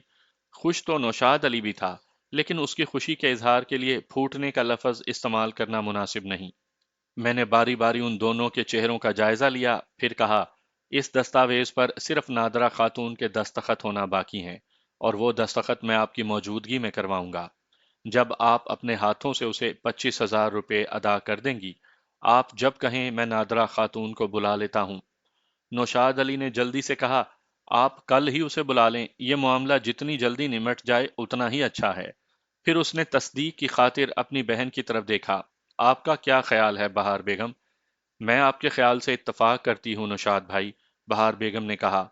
پھر میری طرف دیکھتے ہوئے کہا، میں کل رقم لے کر آ جاتی ہوں، آپ اسے بلا لیں۔ اچھا ہے آپ کی موجودگی میں یہ ٹنٹنا بھی نکل ہی جائے۔ لیکن نوشاد علی نے الجھن زدہ انداز میں کہا، کل تو اتوار ہے، کیا چھٹی کے دن آپ کا دفتر کھلا ہوگا؟ میں عموماً چھٹی کے روز دفتر بند ہی رکھتا ہوں، میں نے کہا، لیکن اگر اس قسم کا کوئی پرائیویٹ کیس نمٹانا پڑ جائے تو سنڈے کو بھی دفتر کھولا جا سکتا ہے۔ آپ لوگ بے فکر ہو کر کل صبح 10 بجے آ جائیں، میں بھی نادرہ خاتون کو بلا لیتا ہوں۔ وہ دونوں مطمئن ہو کر میرے دفتر سے رخصت ہو گئے۔ اگلے روز دونوں پارٹیاں میرے پاس حاضر تھیں۔ میں نے اس سلسلے میں نادرہ خاتون اور طارق کو اچھی طرح سمجھا دیا تھا کہ انہیں کس نوعیت کے کردار ادا کرنے ہیں۔ وہ چونکہ مجھ پر پورا اعتماد کرتے تھے، لہٰذا میرے اشاروں پر عمل کرنے کے لیے بھی تیار تھے۔ میں نے انہیں کہہ رکھا تھا کہ وہ یہاں سے نمٹنے کے بعد خاموشی سے اپنے گھر چلے جائیں۔ کوئی ضروری بات کرنا ہوگی تو میں انہیں فون کر لوں گا۔ قصہ مختصر، میں نے نہایت ہی خوش اسلوبی سے وہ ڈیل کروا دی۔ دونوں پارٹیوں نے مسکرا کر ایک دوسرے کو دیکھا اور میرا شکریہ ادا کر کے چلی گئیں۔ اس زمانے میں 25,000 کوئی ایسی معمولی رقم نہیں تھی کہ اسے بھاگتے چور کی لنگوٹی سے تشبیہ دی جاتی۔ میں مانتا ہوں کہ یہ رقم ان کے حق سے خاصی کم تھی، لیکن حق کی وصولی کا سلسلہ یہیں پر ختم نہیں ہو جاتا تھا۔ ابھی شاہ جی کی کاروائی باقی تھی۔ میں نے دوپہر کے بعد سرفراز شاہ کو فون کیا اور پوچھا، شاہ جی تیاری ہو گئی؟ تیاری مکمل ہے بیگ صاحب، وہ جوش بھرے لہجے میں بولا، بس آپ کے اشارے کا منتظر ہوں۔ کہیں آپ نے اپنا کام کر لیا؟ میں نمٹ چکا ہوں، میں نے جواب دیا۔ اب کسی بھی وقت اپنی کاروائی کر سکتے ہیں آپ، لیکن ایک بات کا خیال رہے کہ کام ہو جانے کے بعد وہ دستاویز مجھ تک پہنچ جانی چاہیے۔ بہار بیگم اور اس کا بھائی کسی بھی وقت وہ دستاویز مجھ سے مانگ سکتے ہیں۔ شکر ہے وہ ابھی تک بھولے ہوئے ہیں۔ آپ بالکل بے فکر رہیں بیگ صاحب، سرفراز شاہ نے مضبوط لہجے میں کہا۔ میں نے اس سے ملتی جلتی 2-3 اور دستاویزات اور ایک اور جعل ساز تیار کروا لی ہیں۔ نوشاد علی والی دستاویز صفدر علی پر اثر ڈالنے کے لیے ہوگی، باقی کام خود بخود ہوتا چلا جائے گا۔ میرے لیے بس اتنا ہی کافی ہوگا کہ سلطان احمد یا نوشاد علی صفدر سے اس نوعیت کے جعلی ڈاکومنٹس تیار کرواتے رہتے ہیں۔ باقی کے معاملات مجھے ڈیل کرنے آتے ہیں۔ میں آج کاروائی کے لیے نکل رہا ہوں، انشاءاللہ کل صبح آپ کو کوئی خوشخبری سناؤں گا اور نوشاد علی والی دستاویز بھی واپس کر دوں گا۔ میں نے مطمئن ہونے کے بعد فون بند کر دیا۔ آئندہ روز الصبح سرفراز کا فون آ گیا۔ اس نے مسرت بھرے لہجے میں بتایا، بیگ صاحب کام ہو گیا۔ چور کی چونکہ کوئی ٹھوس بنیاد نہیں ہوتی، اس لیے اسے ہلانا زیادہ مشکل ثابت نہیں ہوتا۔ میں نے یہ معاملہ رفع دفع کرنے کے لیے ان سے مجموعی طور پر 50,000 روپے وصول کر لیے ہیں اور اس وصولی کی کوئی رسید بھی نہیں دی۔ کمال ہے، میں نے حیرت سے کہا۔ میں تو توقع کر رہا تھا کہ آپ اس کام کو نمٹانے کے لیے 2-3 دن تو لیں گے، لیکن آپ نے مجھے حیران کر دیا۔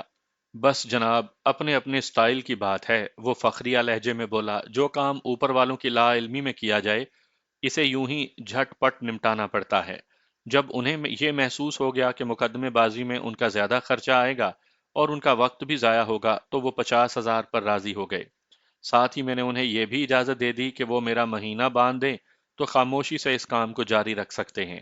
اس پیشکش میں انہیں زیادہ کشش نظر آئی، لہٰذا وہ فوراً میری بات مان گئے۔ یہ تو بڑی غلط بات ہے شاہ جی، میں نے شاکی لہجے میں کہا۔ گویا اب آپ اپنی سرپرستی میں یہ غیر قانونی کام کروائیں گے؟